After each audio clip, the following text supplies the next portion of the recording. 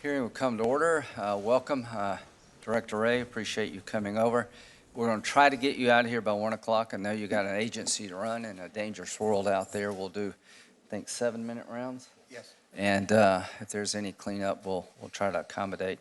Very briefly, this oversight hearing comes at an important time. Even though there's no evidence that the Russians changed the tally of the 2016 election, I think they exceeded their wildest expectations in terms of interfering with the 2016 election. I think all of us are very interested in what we can do to make sure this doesn't happen again in 2020. I'm very interested in what China's doing. The Section 2015 authorities are about to expire. I want to hear from the director as to what that means to the country. We have a FISA warrant investigation that'll be coming here soon. We got a problem with media leaks at the FBI. Having said all that, it's been a difficult time for the FBI. But let's not let a few bad actors taint a great organization. Before we start, I want to just tell you and all those who work under your charge that we appreciate what they do. Without their service day in and day out, this country would be a much dangerous place to live in. And we'll do everything we can to get this budget deal through, because sequestration would be a slap in their face. Senator Feinstein. Thanks very much, Mr. Chairman, and let me reiterate welcome. It's great to see you. Slightly more gray than we saw you last time, but I guess there's good reason for that. In any event, welcome. It's been nearly 2 years since you were confirmed to run the FBI, and so we have a lot of important topics to cover. I think during this time, democracy and the rule of law have come under attack. Foreign governments have interfered in United States elections and continue to conduct influence campaigns that are designed to divide Americans along racial, religious, and political lines. The President has declared that he has an absolute right to control the Justice Department, that the executive branch is immune from congressional oversight, and that Americans who disagree with him can go back to where they came from. Over the past 2 years, the President has attacked the FBI, describing the Bureau in tweets as corrupt and full of dirty cops. He has also suggested that the FBI is part of a deep state and politically biased against him. It's my view that these claims are false and that they're harmful. They undermine public confidence in the FBI's ability to enforce the law impartially, which you do. Internal employee surveys show that while morale was high in 2016 under former Director Comey, it has declined in 2017 after the President fired the director and began publicly attacking the Bureau. While the President has claimed that the FBI's investigation of his campaign's possible coordination with Russia was started illegally, the Mueller report confirms that there was a legitimate and lawful reason to open the investigation. The Mueller report explains that the FBI started investigating possible coordination between the Trump campaign and Russia in response to information provided by a foreign government shortly after WikiLeaks started releasing documents stolen by Russia from the DNC. The Mueller report further explains that in late July 2016, shortly after WikiLeaks first started releasing information stolen by Russia from DNC computers, Australia told the FBI that months earlier, Trump campaign advisor George Papadopoulos had told Australia's top diplomat in Britain that Russia had dirt on Hillary Clinton in the form of thousands of emails, and that Russia had indicated it could help the Trump campaign by releasing those stolen emails to damage candidate Clinton. In fact, the Mueller report concluded the Trump campaign welcomed, encouraged, and expected to benefit electorally from Russia's efforts. We should be grateful for the work that law enforcement does to stop foreign governments from interfering in United States elections. This is especially true now with another presidential election ahead. We know that Russia's efforts are ongoing, and that other foreign powers will not hesitate to exploit opportunities to interfere in our elections and democracy. You have warned us, Director Wray, that Russia is, quote, adapting and upping their game, end quote, and have described Russia's efforts to meddle in the 2018 midterm elections as a, quote, dress rehearsal for the big show in 2020, end quote. You have also stated that, quote, enormous strides, end quote, have been made since 2016 to protect our elections. So, I ask you to give us a frank assessment today of how prepared we are, in particular at state and local level,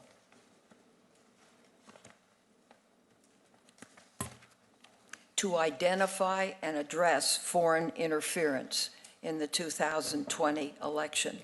And moreover, what more needs to be done? Threats to the nation from terrorists, from criminals, and from foreign governments seeking to steal our secrets and undermine our elections and democracy, I believe, are very real.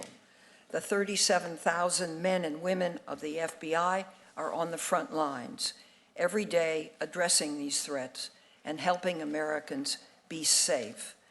The FBI is not a corrupt institution or the deep state. It is not acting against the president for political purposes. So we need to come together in a bipartisan fashion to support you and this institution, even as we conduct important oversight.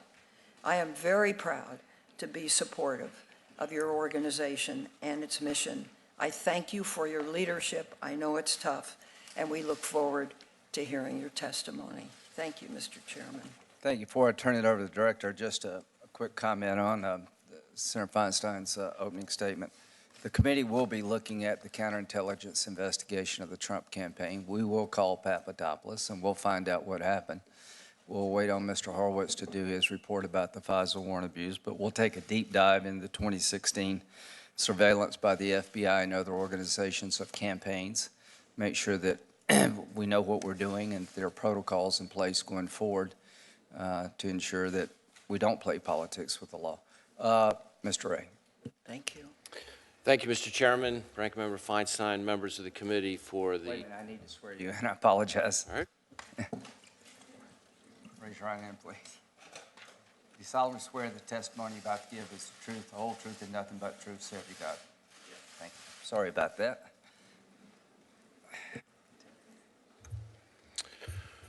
So thank you, Mr. Chairman, Ranking Member Feinstein, members of the committee for the chance to appear before you today. I had originally intended to start with a few comments from my statement for the record, which talks about some of the extraordinary work being done by the men and women of the FBI and some of the threats we face. But I want to do something a little different and talk about an issue that's particularly near and dear to me and that I think, frankly, doesn't get the attention it deserves. Before I turn to the many important questions of the committee. As you say, Senator Feinstein, I've been in the job just under 2 years, and one of the toughest things about this job is the loss of a law enforcement officer.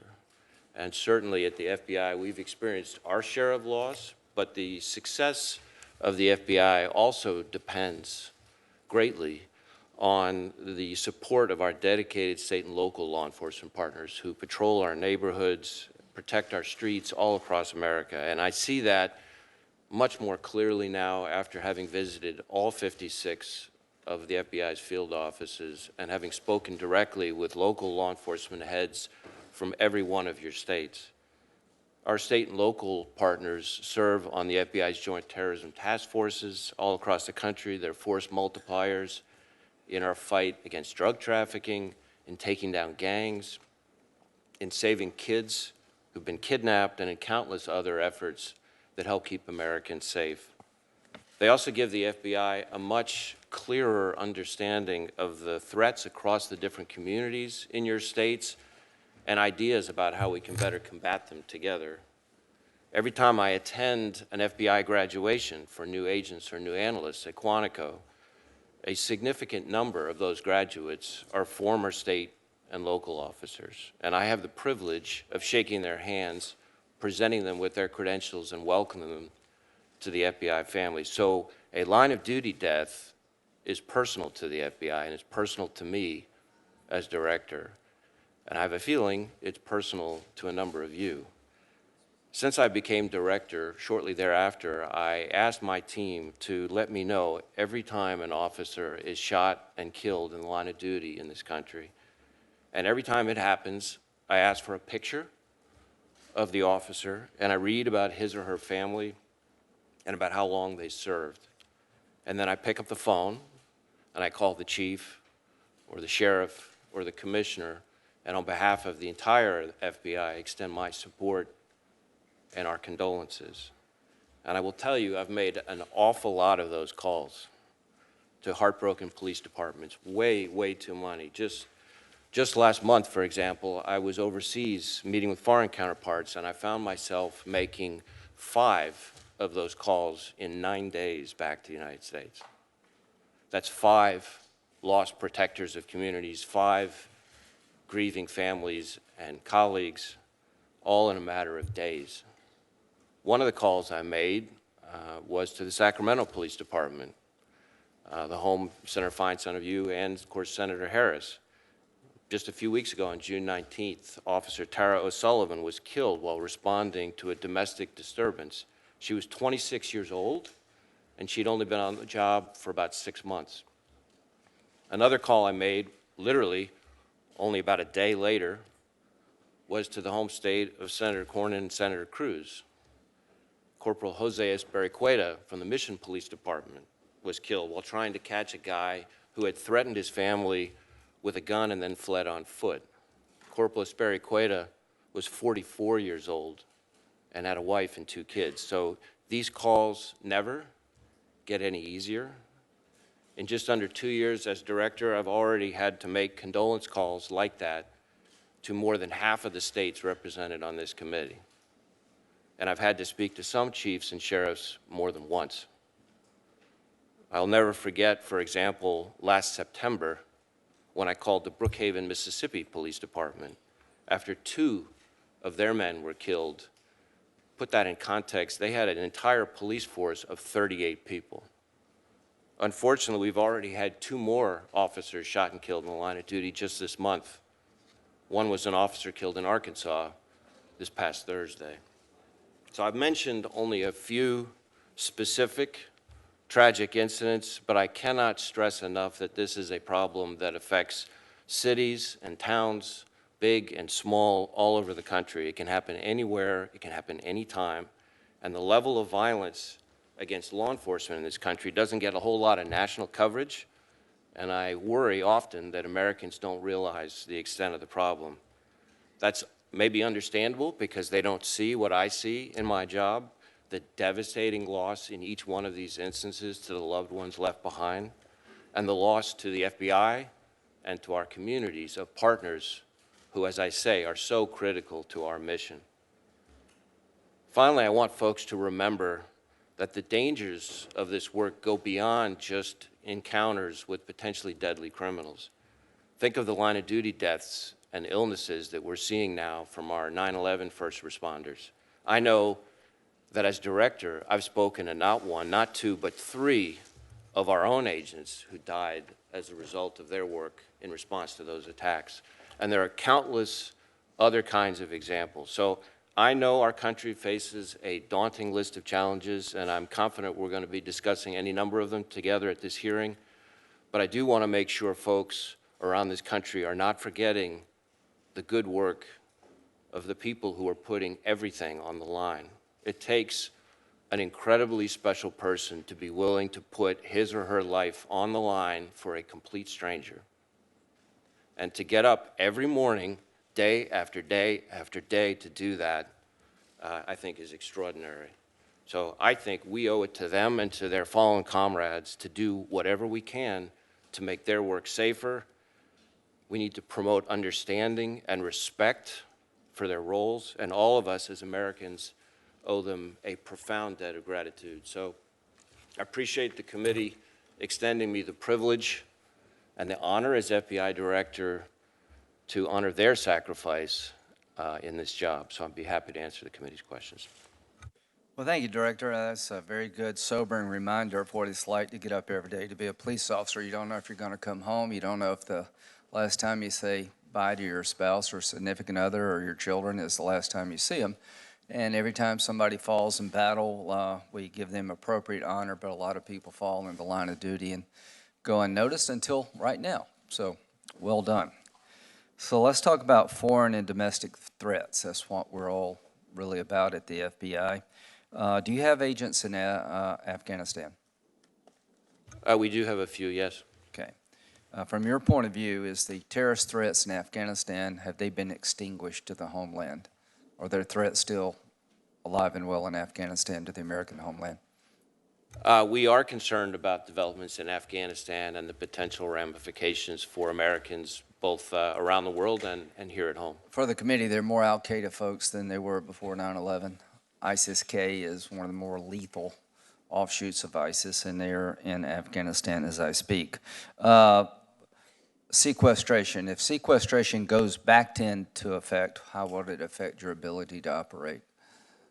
I would use the word devastating, and I think you and I know each other well enough now to know that I don't tend to use a lot of hyperbole. We at the FBI, in a way that's different from some of our other agencies around the government, an awful lot of that money would go straight to personnel costs, so our ability to keep people safe would most definitely be severely hampered. So devastating is a pretty accurate description. Section 215, your authority is about to expire. Can you tell us about that? So under the USA Freedom Act, there are really three provisions that are particularly relevant to the FBI that are set to expire if we don't collectively act here. The first, and perhaps the most widely used, is the business records provision, which we use routinely almost every day under court supervision to collect all kinds of business records, many of which would not be available under national security letters, for example.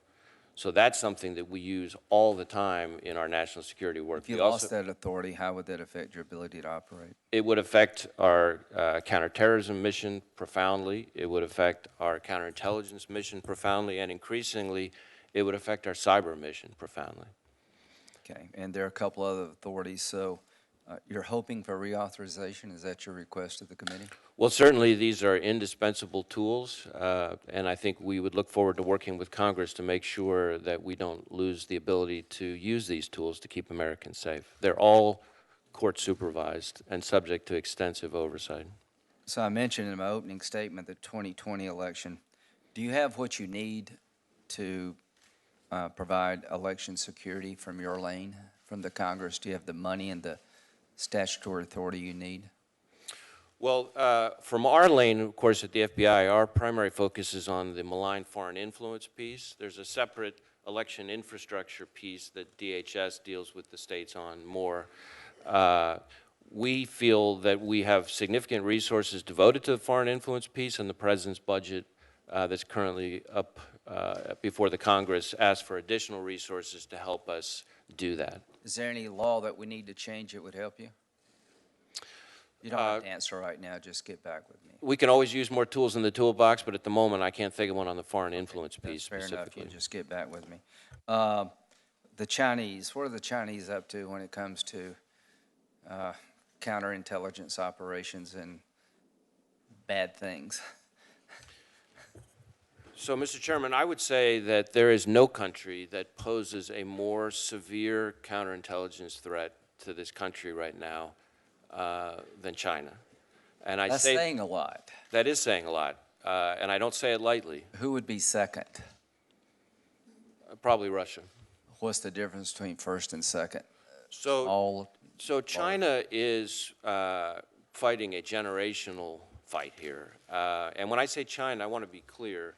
This is not about the Chinese people as a whole, and it's certainly not about Chinese Americans in this country. What it is about, though, is about a country that is, in a variety of ways, through the Chinese government, the Chinese Communist Party, using not just government officials, but private sector entities non-traditional collectors, et cetera, to steal their way up the economic ladder at our expense. And we have, as we speak, probably about 1,000 plus investigations all across the country involving attempted theft of U.S. intellectual property, whether it's economic espionage or counterproliferation, almost all leading back to China. And so it is a threat that's deep and diverse and wide and vexing, whether it's in terms of the kinds of actors that are used, the kinds of techniques are used, the kind of targets that are used. And so we're working extremely hard with all of our partners to combat it. But make no mistake, this is a high priority for all of us. Are the Russians still trying to interfere in our election system? The Russians are absolutely intent on trying to interfere with our elections through, Is it fair to say that foreign influence in particular. everything we've done against Russia has not deterred them enough? All the sanctions, all the talk, they're still at it. Well, my view is until they stop, they haven't been deterred enough. And they're still doing it.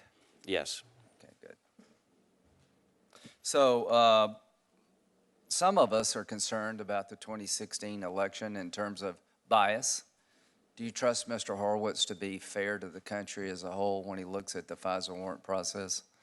I will say, Mr. Chairman, in all my experience with Inspector General Horowitz, that while he can be pretty hard-hitting, he's independent, he's objective, he's fair, he's professional, he's thorough, and I have no reason to doubt the integrity or the quality of the investigation he has underway. When it comes to the counterintelligence investigation of the Trump campaign, is anybody providing kind of a deep dive to look at what happened there? Is that part of Mr. Horowitz's charter?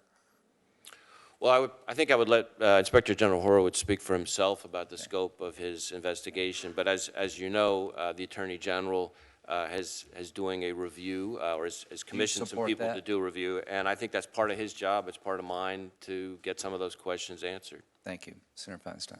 Thanks, Mr. Chairman.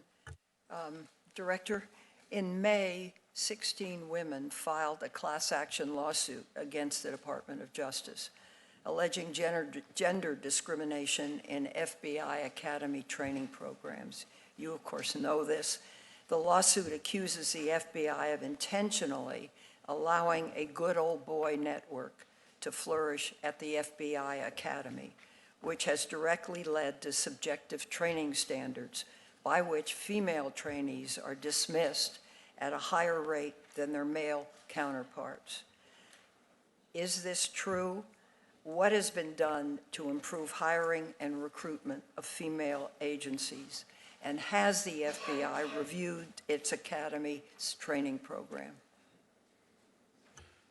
So, Senator, because the matter that you referred to is in pending litigation, I'm not going to be able to comment directly on the litigation itself. But what I will tell you is that we are firmly committed to diversity as a core value, both gender diversity and other kinds of diversity. And I will also tell you that we are making, in my view, significant strides to improve the diversity of our workforce. In fact, could you be specific? That would be helpful. Sure. The last few basic field training courses, our BFTC, which is our new agent classes, have significantly higher female representation than our current agent workforce. In fact, we have gender diversity recruiting targets for every field office that are pretty aggressive, and the recent classes exceed or are about on par with those targets. So I think we're making a lot of progress. We want to make sure it's done in the right way. I'm sorry? Could we receive some of that information in writing? Sure, we'd be happy to see what we can provide. Said it in general, but I'd be interested in some of the specifics. Former mayor went through some of the same issues with police department. Well, it's something that I think is extremely important to our work at the FBI. I think diversity, for me, is about our ability to make better decisions. I think we're all more effective when we have a variety of viewpoints. I think it's important to our credibility with the public. And I think it's important as a matter of respect. Has the FBI reviewed its Academy's training programs? We are taking a look at how things are working down at the academy. Have you made any changes? I'm not sure I have any changes I can describe right now, but maybe we could get back to your office with a little more information about that. Yeah, I'd appreciate it if you would get back to us with any training programs that assure equal treatment of female candidates and strategies to improve recruitment. I went through this as mayor of San Francisco, and I know it's painful, but I also know it's right. So I'd appreciate knowing what's happening. According to Special Counsel Mueller's report, the FBI embedded personnel with Mueller's team, whose purpose, and this is a quote, was to review the results of the investigation and to send in writing summaries of foreign intelligence and counterintelligence information to FBI headquarters and FBI field offices, end quote. The Mueller report says that these summaries contain information that's not included in the Mueller report itself. Have you reviewed these summaries and information? Well, Senator, I want to be careful not to be discussing the special counsel's report, especially when the special counsel himself is going to be testifying at length tomorrow. But my understanding is they're outside of the report per se. What I would say is that as the report itself describes or explains, there have been a number of referrals that have been made to the FBI, but beyond that, I really don't feel comfortable commenting at this point. Have you seen any summaries of information? I have seen information that's come out of the special counsel's report. I'll just leave it at that. On a variety of issues. Well, Congress hasn't seen them, have they? Have we? I don't know for sure, Senator, exactly what different members of Congress have seen relative to this subject. Well, would you make them available to Congress? I'd be happy to talk with our folks. I know we're having engagement with both of the intelligence committees, and I can see where things stand in terms of information sharing that may be relevant to this topic. I would make that request. Okay. The Mueller investigation confirmed that Paul Manafort, Trump's campaign manager, spent several years working for Oleg Deripaska, a Russian oligarch, quote, who was closely aligned by Vladimir Putin. That's in the Mueller report. And Mueller uncovered that during the presidential campaign, Manafort provided Deripaska, quote, private briefings, end quote. Manafort also funneled internal campaign strategy, polling, and messaging for the battleground states of Michigan, Wisconsin, Pennsylvania, and Minnesota to Deripaska. That's volume 1 of the Mueller report. Finally, we know Manafort told Special Counsel Mueller that, quote, if Trump won, Deripaska would want to use Manafort to advance whatever interests Deripaska had in the United States and elsewhere. Question, did the FBI assess the impact of Manafort providing this specific and significant campaign information to Russian intelligence? Well, Senator, there was an awful amount of work done by a huge team of professionals that resulted in a 450-something page report, and I really want to be careful not to be trying to add my own gloss or layering on top of that, especially with Special Counsel Mueller testifying tomorrow. So I'm going to leave it at that for now. All right, and I would ask for a confidential briefing then on this subject. And you can say yes or no, but I will request it. Did the FBI determine whether any of this information ended up in the hands of the IRA? There's really nothing I can say on that subject here, Senator. Okay. All right. My time is almost up. I'm going to leave it at that. Thank you, Mr. Thank you. Senator Lee. Thank you very much, and thank you for being here, Mr. Wray.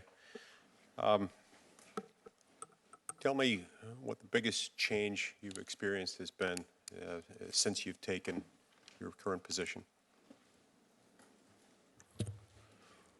Well, I appreciate the fact that increasingly I find, as I've made my way from one corner of the country to another, visiting all the field offices, meeting with law enforcement in every state, community partners in every state, private sector partners in every state, that increasingly out in the rest of America, people are recognizing that the FBI has had more than 2 investigations over the last few years. Right. In May, Attorney General Barr noted that to the extent there was overreach in connection with the 2016 election, it seems to have been a few people at the top getting it into their heads that they know better than the American people. We know what happened in part because we've seen text messages between FBI investigators that show a strong bias against then-candidate Donald Trump. These texts suggest that the agents saw the purpose of their investigation as being very specific. That is, to stop Donald Trump from becoming president of the United States. Given the FBI's immense investigative power, these reports are, I'm sure you would agree, troubling. And it's been an ongoing concern that the Bureau's history has been one that has involved a deliberate and, through most of its history, I think, a successful effort to make sure that its reputation precedes it, and to make sure that it stays out of politics and that it sticks to down-the-line law enforcement. I understand you've made some personnel changes in response to what happened in 2016. Tell me what else you're doing, and are there internal practices and procedures that you can change or implement to make sure that the FBI uses its power appropriately and to make sure that things like this don't happen? Thank you, Senator. I welcome the question. I would say a couple of things. First, one of the primary messages I have tried to impart to every single FBI audience everywhere I go is that our reputation as an agency, I think, revolves less around our wins and victories and successes over 111 years and more on the way in which we've accomplished those wins. And when we've made mistakes, and over 111 years we've made our share of mistakes, the key is whether we learn from them. But we need to be in a position with every investigation, every intelligence analysis, that we can say when we get criticized or when somebody's not happy with the result of it, and there's always somebody who's not happy, we need to be able to say, hey, I get it. You may not like where it ended up, but you can't really challenge the integrity and objectivity and professionalism of how we got there. So as you say, I've made personnel changes, turned over essentially the entire leadership team. Second, we put in place a number of new policies. Third, I did a full day of training for starting at the top on the theory that the tone starts at the top. So I brought all of the SES workforce across the entire FBI around the world for a day at Quantico, and we had the Inspector General's office, we had judges, we had people like that trying to remind everybody that it's not just objectivity in what we do, but the appearance of objectivity in what we do that's so important. I will say that while we've certainly, as I said, had mistakes and we've taken appropriate disciplinary action when that has occurred, that my experience with the FBI, and I say that I think with a pretty informed basis for it now, is that it is full, top to bottom, of hardworking professionals of the highest integrity, incredible commitment to service over self, and I'm proud every day to work with them. Thank you. Does the FBI or the administration as a whole have a position on the reauthorization of the expiring authorities under the USA Freedom Act? I don't think the administration has taken an official position, although, as I said to Chairman Graham, there are 3 provisions in particular that are keenly relevant to the FBI that, at least my experience has been, are relatively non-controversial, extremely important to our work, and all subject to court supervision. Those are the business records provision that we talked about, the roving wiretap provision, which is essentially equivalent to what already exists under Title III on the criminal side, and the lone wolf provision, which, although it has not been used yet, that is really more because we've chosen to try to use other tools where we can, and the way the counterterrorism threat is evolving, we predict that over the next few years, the lone wolf provision will become more and more important, so we would hate to see it disappear. The collection of call detail records, or CDRs, is authorized by Section 215 of the Patriot Act and is subsequently modified by the USA Freedom Act, has been the subject of a fair amount of scrutiny after it was reported recently that, or after the NSA rather publicly reported that in June of 2018 it was deleting 3 years worth of CDR records due to what they refer to as technical irregularities in the data provided to the NSA from the telecommunications providers, leading to the receipt of certain CDRs that NSA, quote, was not authorized to receive. In March of this year, the New York Times and the Wall Street Journal both reported that the NSA had shut down the entire CDR collection program in 2018 and was considering ending the program entirely. What's the current status of the CDR program? Well, Senator, as you alluded to in your question, that's really an NSA authority, and I would really defer to them for the kind of the latest and greatest on that.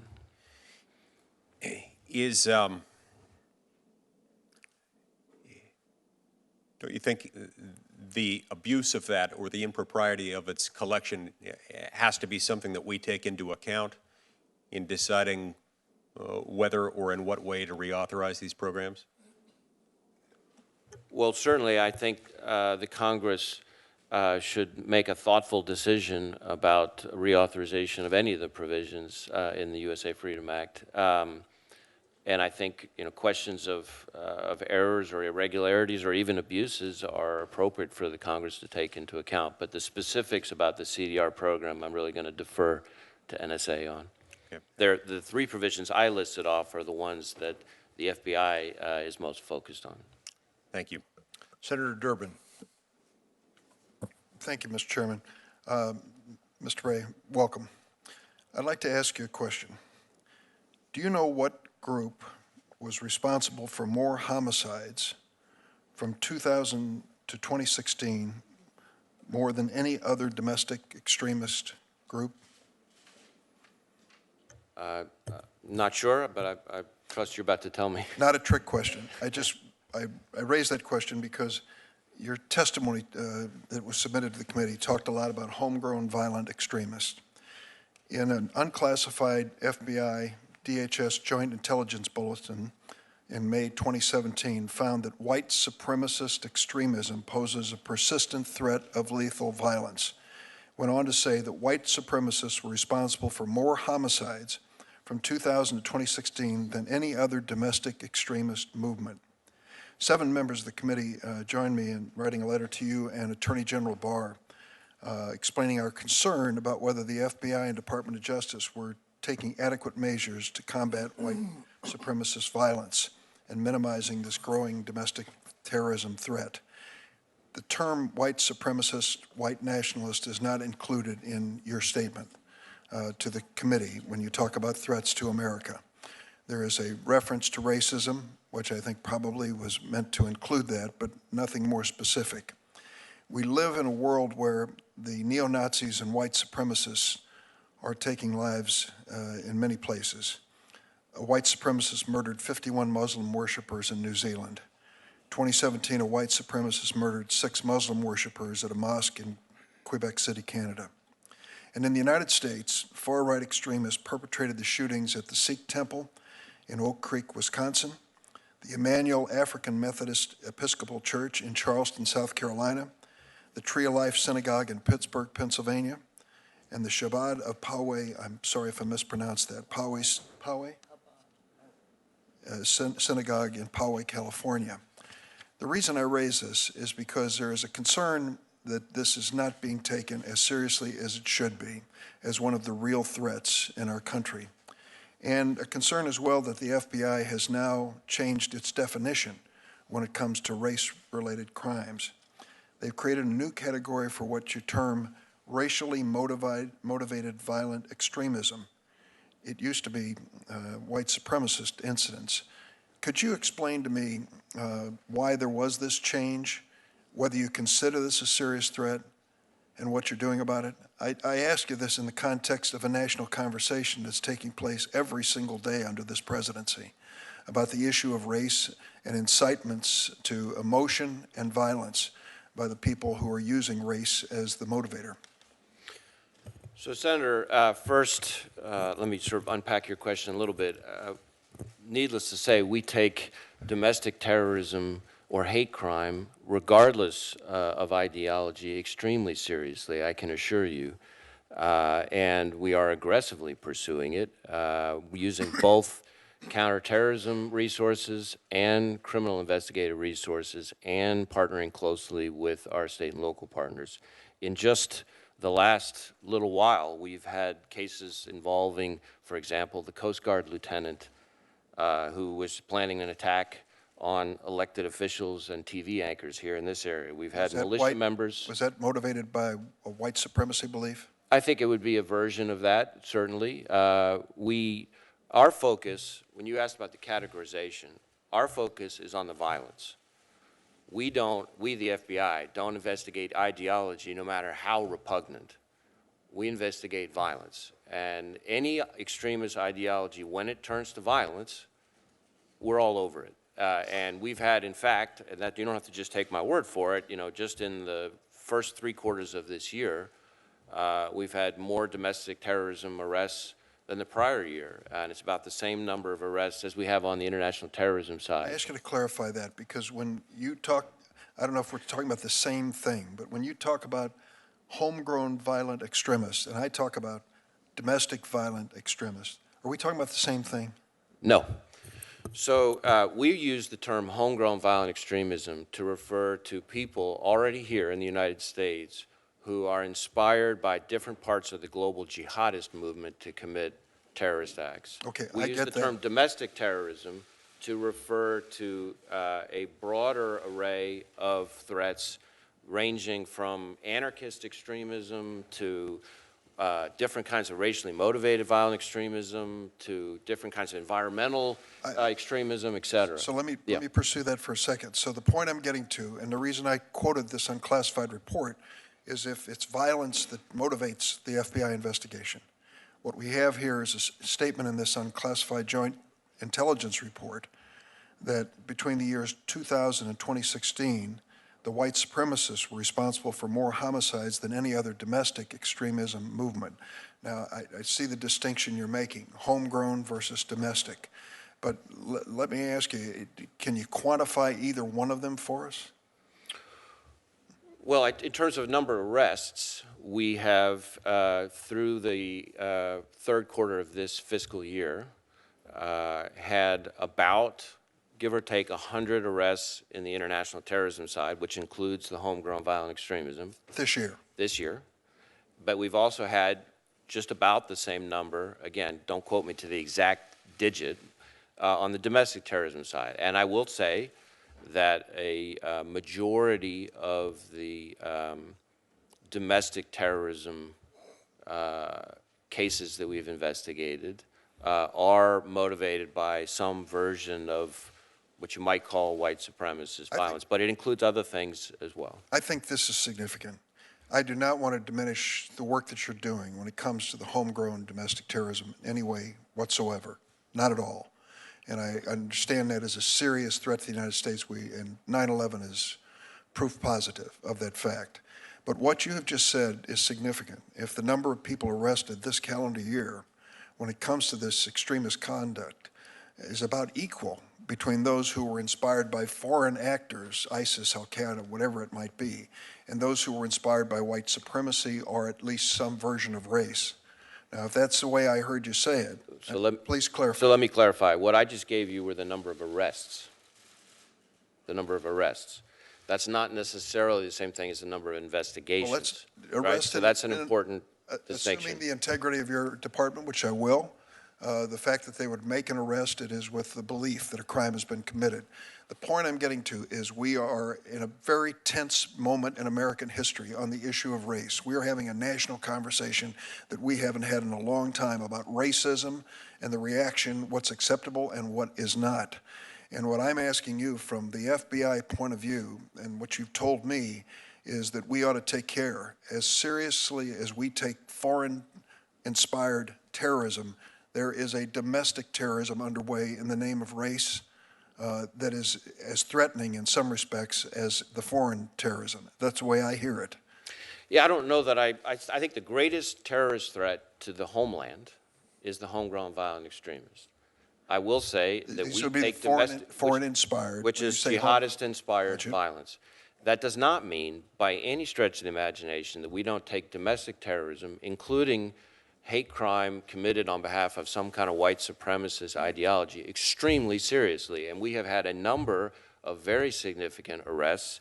I mentioned the Coast Guard one, but we had militia members in Cleveland stockpiling explosives to build pipe bombs. We had the Cesar Sayoc case involving the package IED. We had the Rise Above movement, where we arrested 8 different people on federal rioting charges. One of them fled to El Salvador, and we got him back. We had the Tree of Life synagogue shooting case, which you mentioned, and the shooting outside San Diego, the attack in the synagogue there. We got 29 count, I think it was, conviction and life sentence related to the Charlottesville matter. So make no mistake, the FBI, working with our state and local law enforcement partners, is all over this. Thank you very much. Senator Cornyn. Director Wray, thank you for opening your remarks with your tribute to local, state, and federal law enforcement officers. It's really important for all of us, not just the professional law enforcement officers you represent, but to the entire nation, to acknowledge and honor these heroes for their service and sacrifice. So thank you for that. You may be interested to know that it's this Friday, it'll be my honor to deliver the Congressional Badge of Bravery to a group of Houston FBI agents for their work during Hurricane Harvey, which was a particularly significant event in my state. And so on their behalf, let me thank you and all of the rank and file FBI agents that do such a great job every day. You'll recall that on November the 5th, 2017, Devin Patrick Kelly killed 26 worshipers at a little Baptist church outside of San Antonio in Sutherland Springs. He injured 20 more people, devastating that community, as we could imagine. We found out that Mr. Kelly was a convicted felon.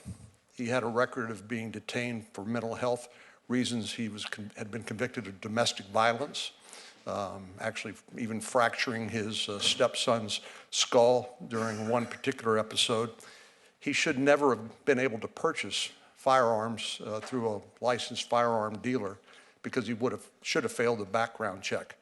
But he did what we find is unfortunately not entirely uncommon. He lied, and then he bought these weapons he used to commit this terrible, tragic event. So Congress passed a piece of legislation, as you know, called Fix NICS, Fix the National Instant Criminal Background Check System, to try to encourage federal agencies to provide records of people who are already legally disqualified under current law. And of course, as you know, that background check system is maintained by the FBI.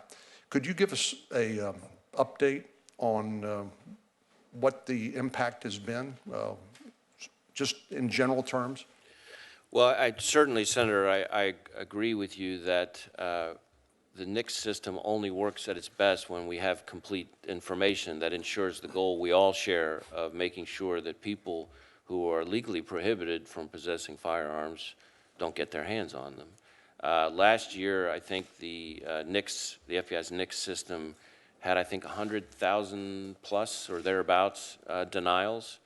And certainly we're seeing progress in terms of the agencies that had not supplied records, starting to do that.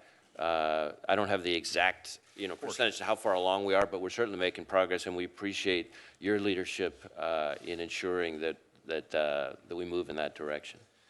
Would you agree with me that in all probability, Congress's response to that terrible tragedy in Sutherland Springs by reforming the Fix NICS, the background check system, has probably saved lives? I do think so. I do think so. Director Wray, I was in Austin, Texas with Senator Warner and Senator Burr, who are the chair and vice chair of the Senate Intelligence Committee, at a program hosted by TechNet for the technology community there in Austin, which is, as you know, robust and growing. Bill Priestap, who at the time was head of the counterintelligence division at the FBI, made a presentation, particularly about the China threat. I think it was an eye-opening presentation for a lot of the folks who were there. One I remember in particular said he thought that once the United States issued a visa to somebody that they had performed a security background check on that person and they were not a threat to the United States national security. Mr. Priestap made the point that in the old days it was spy versus spy, but now it's spy versus a whole host of unconventional and informal collectors.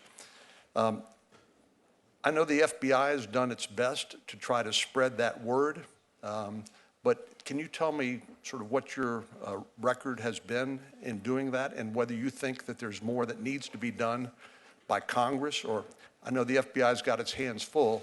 It can't necessarily go around and make presentations like this all across the country while you're trying to keep the bad guys off the streets.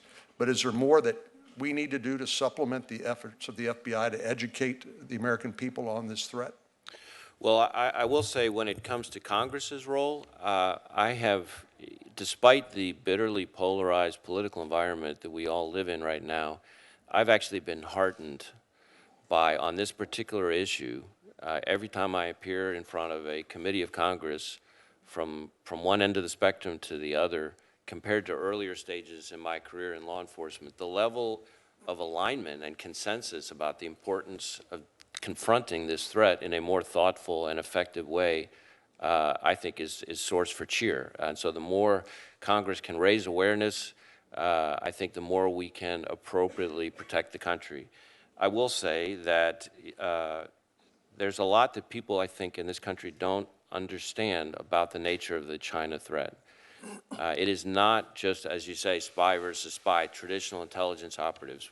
There are a slew of what we call non-traditional collectors, businessmen, scientists, high-level academics, graduate students, et cetera, people who are not intelligence officers by profession, but who are, for a variety of reasons, working on behalf of the Chinese government.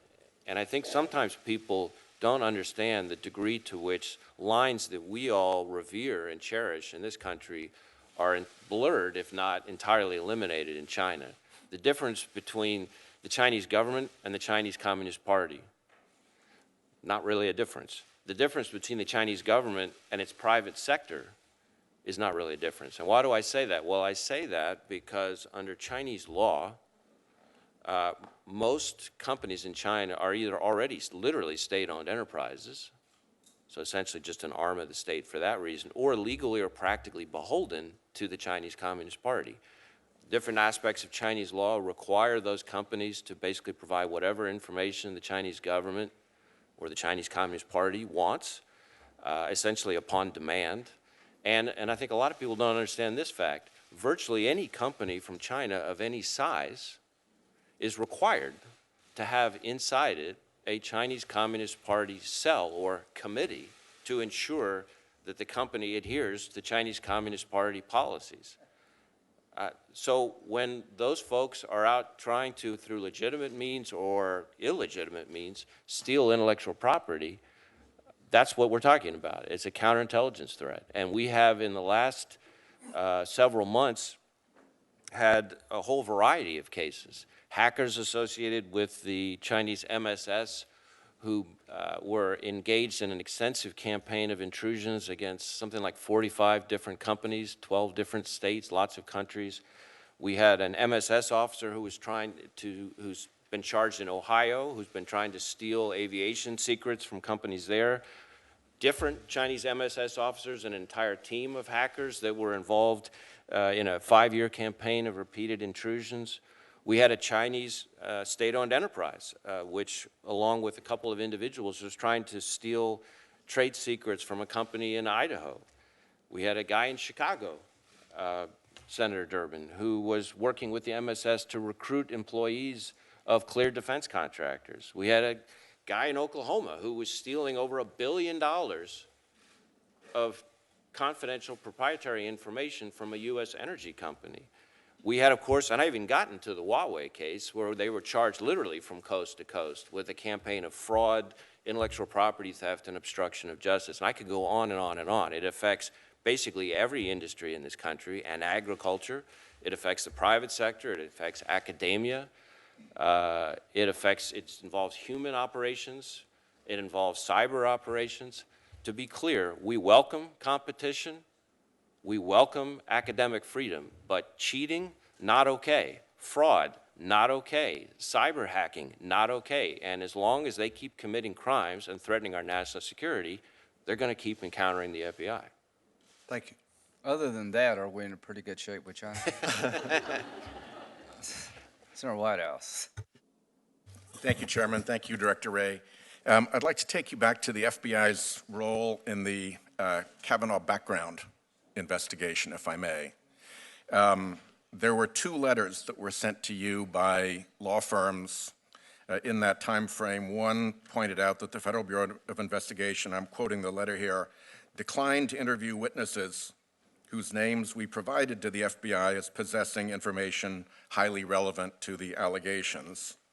And the other referenced agents meeting with a witness whose counsel then, quote, provided the FBI with a list of more than 20 additional witnesses likely to have relevant information.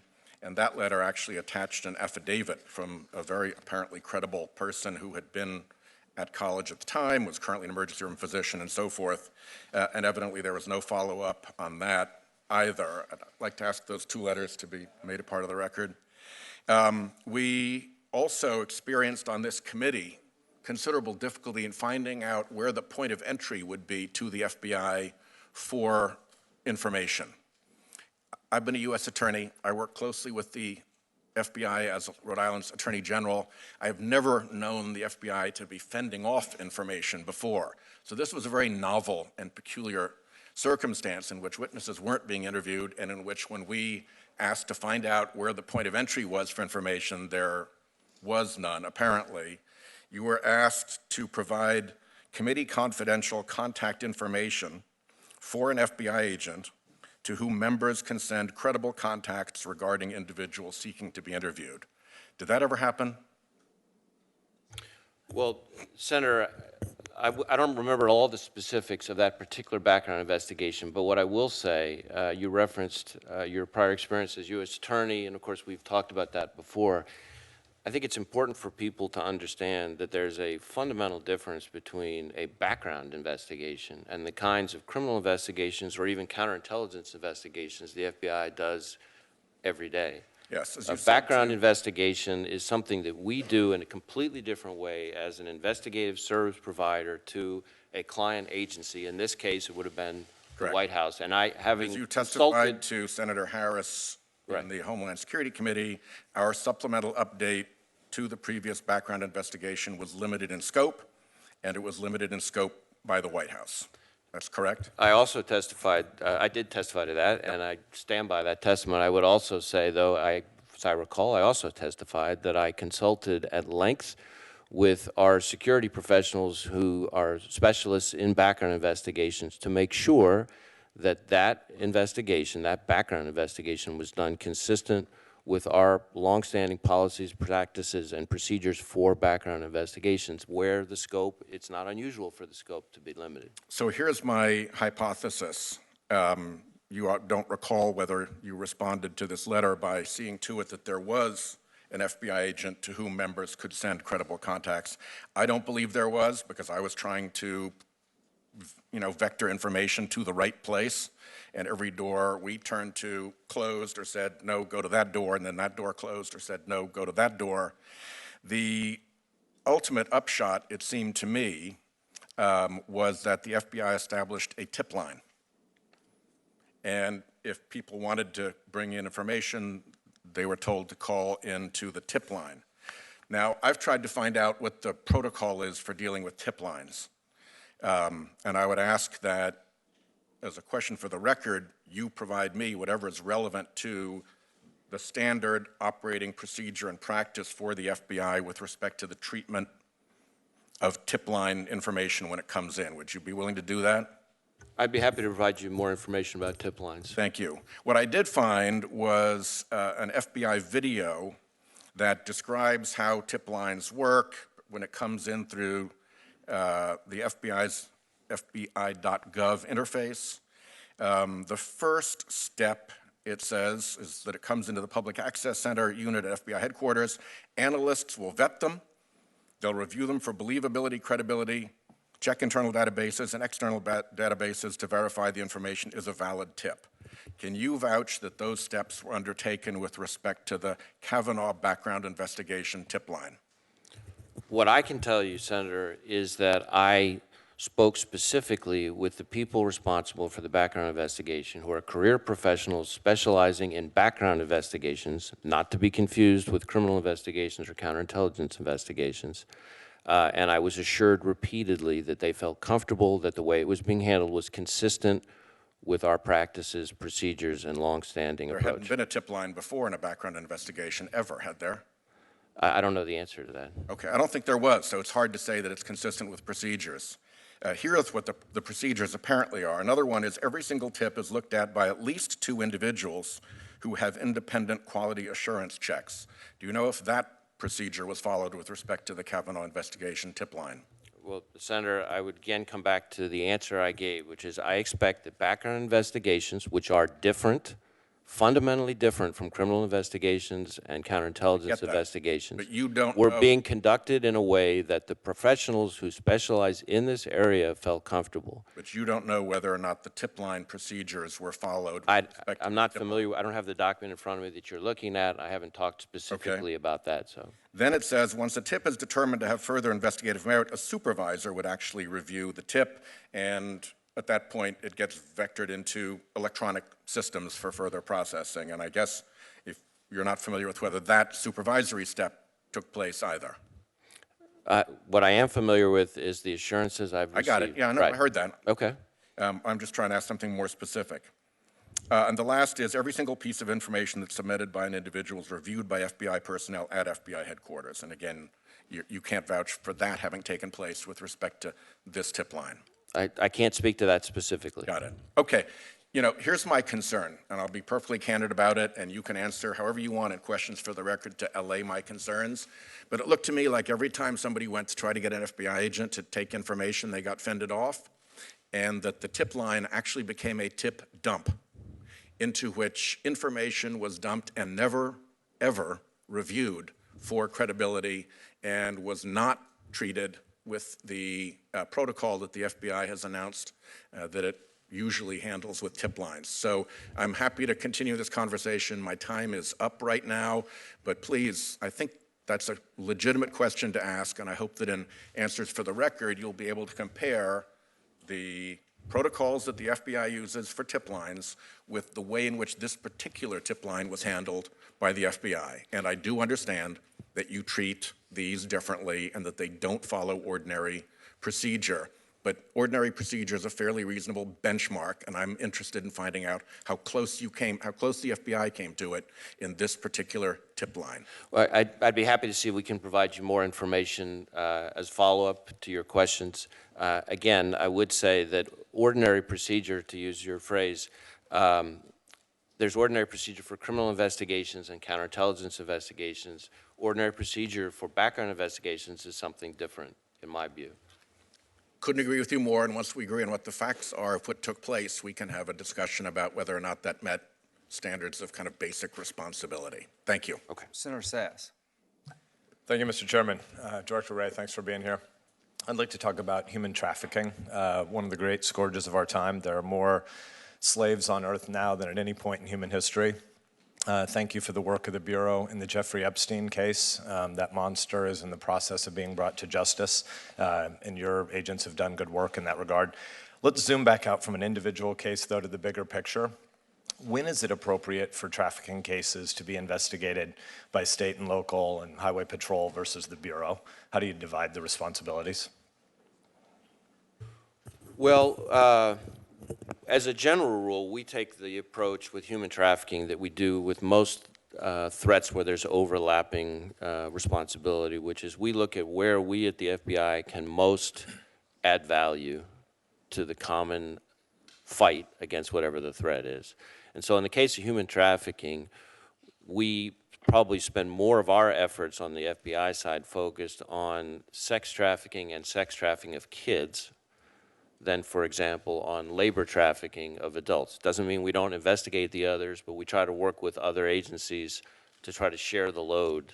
But where we think we can most add value is on going after those who traffic kids for sex. And we have extensive investigations. In fact, just this month, ongoing, we have something called Operation Independence Day, and I think at last count, about halfway through the month, we'd already rescued or recovered about 40 kids just this month. It's ongoing. It will end at the end of the month. Part of the reason I make that distinction is because there are skill sets we can provide and offer that I think are uniquely relevant to dealing with child victims, for example. There are authorities that we have that help us investigate more effectively some of the online effectiveness that some of the traffickers have. And so those are some of the ways I think we contribute uniquely, but it's very much of a common fight. We have task forces all over the country. I think about 85 child exploitation and human trafficking task forces that have partners, and I mentioned in my opening statement how much we rely on state and local law enforcement. Lots and lots and lots of state and local law enforcement officers are on those task forces all over the country, so we really do try to go at it together. There are great task forces in the Bureau and at state and local levels as well. The Nebraska Attorney General, Doug Peterson, has stood up a task force that's very impressive. Creighton University in Omaha has a bunch of researchers who've been studying the moving of brothels that have kids in them, and average brothel size that they've studied often has 3 to 5 kids, and they move around connected to sporting events. But again, praising the work, because there's clearly new focus at the Bureau on this, so this is not retrospective critical, but forward-looking. I'm skeptical that we have nearly enough resources on this problem when we know that tens of thousands of kids are marketed online any given month, and a lot of these brothels of 3 to 5 kids move by sporting event. They're crossing state lines. Do you think that we have enough resources in the Bureau dedicated to child sex trafficking? Well, we're devoting a lot of resources to it, but I will tell you that any additional resources Congress would see fit to give us, I can assure you will be put to good use. It is absolutely horrifying that in the 21st century, this kind of activity can happen in our country. I mean, it's borderline medieval.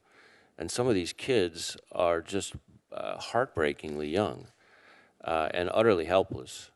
And so the more resources we can bring to the fight, both on the federal side, but also state and local law enforcement, but also, frankly, we work very closely with NGOs and various other forms of organizations to try to help prevent some of this activity. There's a big role for awareness raising in this space as well from a prevention perspective, because while on the one hand, I'm thrilled when we recover a child, on the other hand, I'm realist and heartbroken because I know that kid will never be the same. There's a lot of estimates that somewhere around a majority, we don't use the term child prostitution anymore because it's not a crime that has consent in it, so we use the term child rape, but of the broad category of prostitution, the assumption is that probably a majority of prostitution in the U.S. involves people under 21. And of those over 21, some large share of them were trafficked into this before they were 21. So we call it medieval, but it does seem like it's a particularly pernicious modern scourge because the numbers seem greater now than at any point in history. Do we have a national strategy to combat it? And if so, who's in charge of it? Well, I know that we work very collaboratively with a whole host of other agencies in the federal government, for example, ranging from the Department of Labor to the Department of State, because there's a huge role there, to the Department of Health and Human Services. I can remember specific meetings I've been to with other cabinet secretaries specifically focused on human trafficking. So it's it's clearly one of these things that is a multidisciplinary problem requiring a multidisciplinary approach, and I think that's what the administration is bringing to it. I only have a little bit of time left, but I want to set up a set of questions for you that I'll follow up with you on later and or for the record. But following on your answers to Senator Cornyn about IP theft and our counterintelligence efforts against the Chinese in the U.S. and the places where there is so much intellectual property being stolen, if you were able to give the sort of elevator pitch to a bunch of folks in Silicon Valley about what the Chinese strategy is when they deal with them, Senator Cornyn used the example of those of us on the Intelligence Committee who've had conversations with tech CEOs who believe because people are given visas into the US, they've already been vetted. Obviously, that's not the case, and these are regular assets of the Chinese government. And I appreciate the distinctions you wanted to collapse between Chinese nominally private sector institutions and the government, and the distinction between the government and the Communist Party as being distinctions regularly without a difference. If you were explaining your elevator pitch to Silicon Valley CEOs when they're approached by Chinese investors, and by Chinese computer scientists, what's the shorthand of the way you would try to put them on notice about how IP theft is organized from Beijing? Well, I think you can look at, for example, the various 5-year plans the Chinese have for technologies that they're seeking to achieve dominance in. And then you can look at some of the cases that we've brought, which I think raise awareness. And what you know is that either through lawful means, joint ventures, foreign investment, et cetera, or in some cases just out-and-out criminal means, IP theft, cyber intrusions, et cetera, they are determined to push themselves up the economic ladder at other people's expense, at the U.S. And our partners' expense. And so I think anybody, whether it's in a Silicon Valley startup or a Fortune 100 company, needs to be clear-eyed and thoughtful about who they get into business with, because the road is long with victims of this. And a lot of those companies wish they could get it back. I think there's a company that I remember in Massachusetts that went down this road and then saw, once they had gotten too far in, saw its stock drop 40-something% in one day, because once they were finished with them, they moved on. So it doesn't mean we shouldn't do business with the Chinese. It doesn't mean we shouldn't have Chinese visitors. It doesn't mean we shouldn't try to coexist with China as a country on the world stage. But it does mean that there are certain kinds of behavior that violates criminal laws. And we're not going to tolerate it. And it doesn't matter whether it's Chinese or anybody else. We're going to hold people accountable. And I don't really care what some foreign government has to say about it. Thank you. Senator Klobuchar. Thank you, Mr. Chairman. Director Wray, you have previously said that foreign interference in the 2016 presidential election and what we just saw in 2018 in terms of the work that was done was a dress rehearsal for the big show of the 2020 elections. And we've had a briefing on this. We know that Special Counsel Mueller made clear how the Russians interfered in the 2016 election in his report, in his words, in a sweeping and systematic fashion. I have made clear that I disagree with how the president has handled this in his meetings with Vladimir Putin, where he has made jokes about it, just recently at the G20, where he actually basically said he sided with him over his own intelligence. I'm not going to ask you about that, but I'm going to ask you if you have previously briefed the president about, if you personally briefed the president about these threats. We have had a number of meetings with others in the National Security Council, to include the president, that deal with Russian efforts to interfere with, say, the midterms and going forward, and things that we're doing going forward. Were you aware of the report where it said that former Director Nielsen had been told by officials in the White House to not brief the president on it because it wasn't a good idea for her to do that? Not beyond what I saw in the press coverage that you just mentioned. Okay.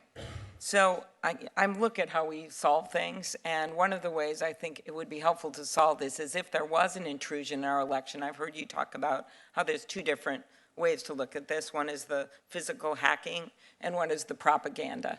And so one of the things that I think would be helpful would be to have backup paper ballots and audits in case that hacking occurs. Do you think that would be helpful for our democracy? Well, as you know, Senator, I think the responsibility for election infrastructure, and so things like paper ballots, is more in the lane of DHS and its interaction with state and local officials in the election space, although my limited layman understanding in that space is that paper ballots would be a good thing, and it seems to me that redundancy would be in everybody's interest in this such an important space for the country. I appreciate that. And then secondly, on propaganda issues, and particularly purchased ads. As you know, last time Russia actually purchased ads with rubles.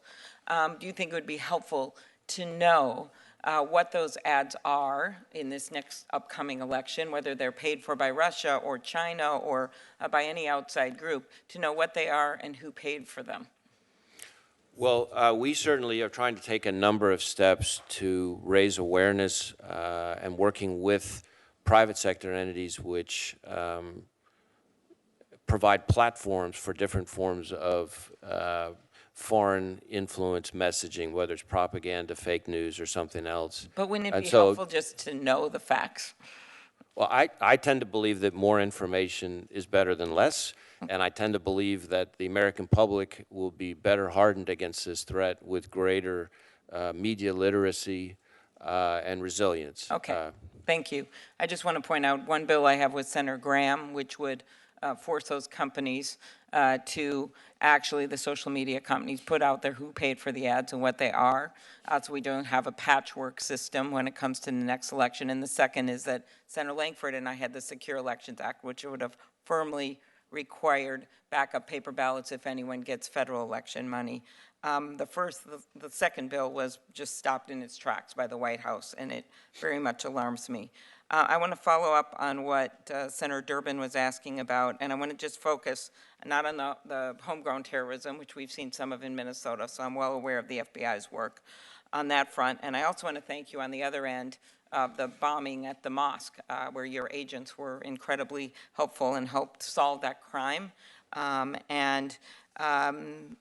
Why do you think there has been this increase in the number of hate crimes? And I'm talking now about the homegrown terrorism. I'm talking about the hate crimes. So when it comes to the subject of hate crimes, we are seeing an increase in the reporting of hate crimes. We know, I think, fairly widely, I think, accepted in the law enforcement community that hate crimes are historically underreported. Whether the uptick in reporting is because of an uptick in hate crime occurrence or whether an uptick in agencies that now understand the importance of reporting it, it's a little bit hard to tell. We have been doing a lot at the FBI. We've done hundreds of seminars, workshops, trainings, et cetera, of state and local law enforcement around the country, community groups, et cetera, to try to raise awareness to increase the reporting. So I think it's a positive sign on the one hand that there's more reporting. But it's hard possible to say whether there's it also means more hate right. crimes. I Yeah. see. So like many of my colleagues on both sides of the aisle, we were very concerned and deeply disturbed by the president's tweets, the chants at the rallies about the 4 congresswomen. And I was particularly concerned because one of those congresswomen is in my state, and she was particularly singled out. She had already, thanks to the good work of your agents and local law enforcement, someone who had made a serious threat against her in the past had been arrested and sent to jail.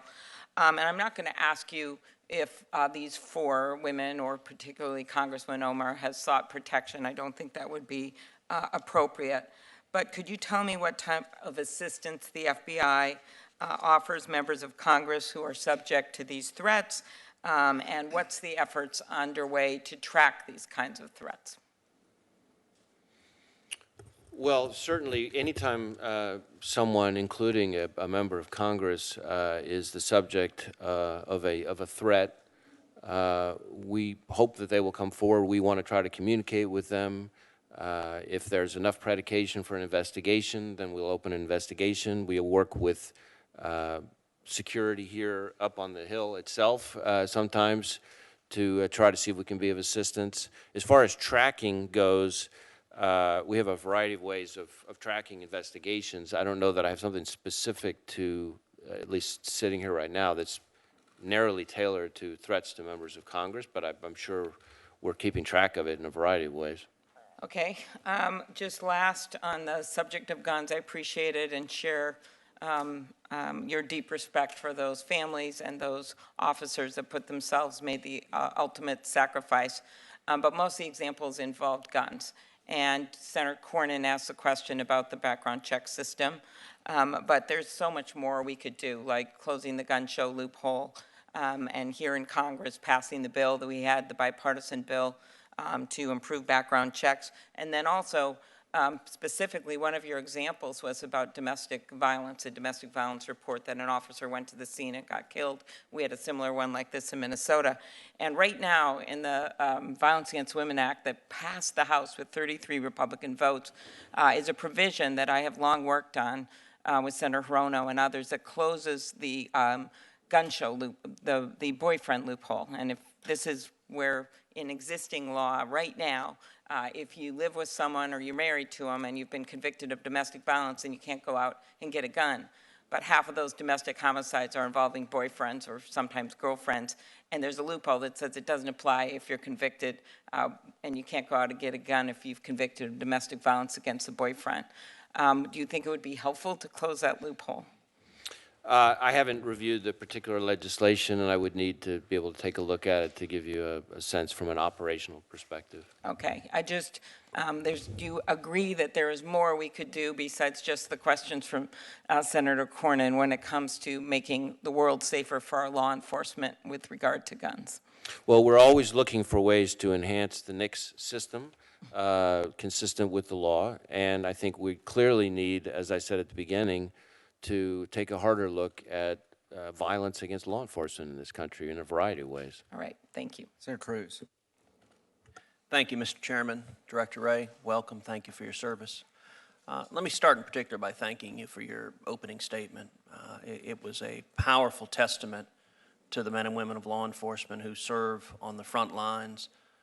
Like you, I have spent far too much time with grieving families of the men and women in blue who have lost their lives protecting us, keeping us safe. Theirs is a difficult job. It is a job I think we are all obliged to take the time to appreciate, to say thank you.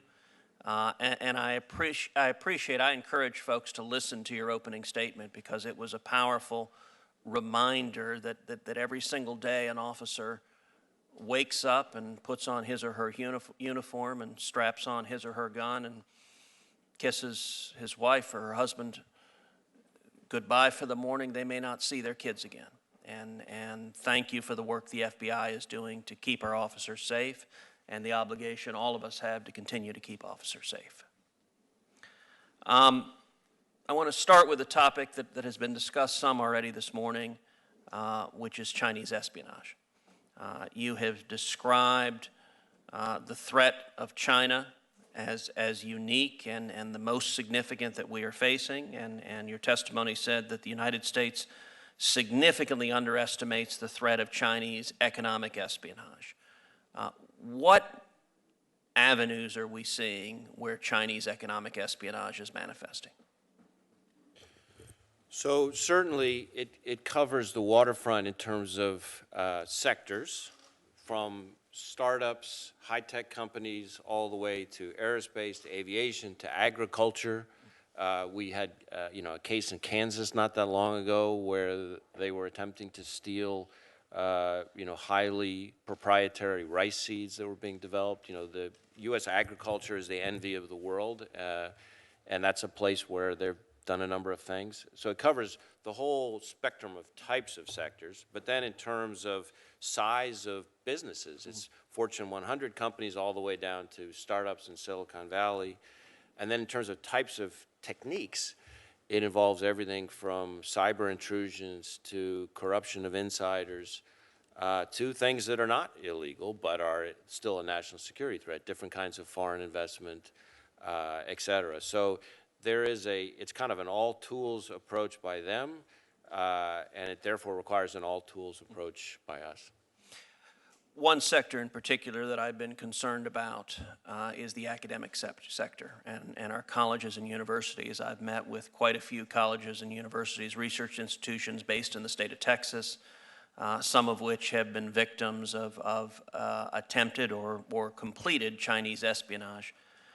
And one concern that I have, particularly in the academic sector, is their leaders tend to be, in some instances, less aware of the scope of the threat and less sophisticated and savvy than some in, say, the Fortune 100 world in terms of means of defending against espionage and theft of intellectual property.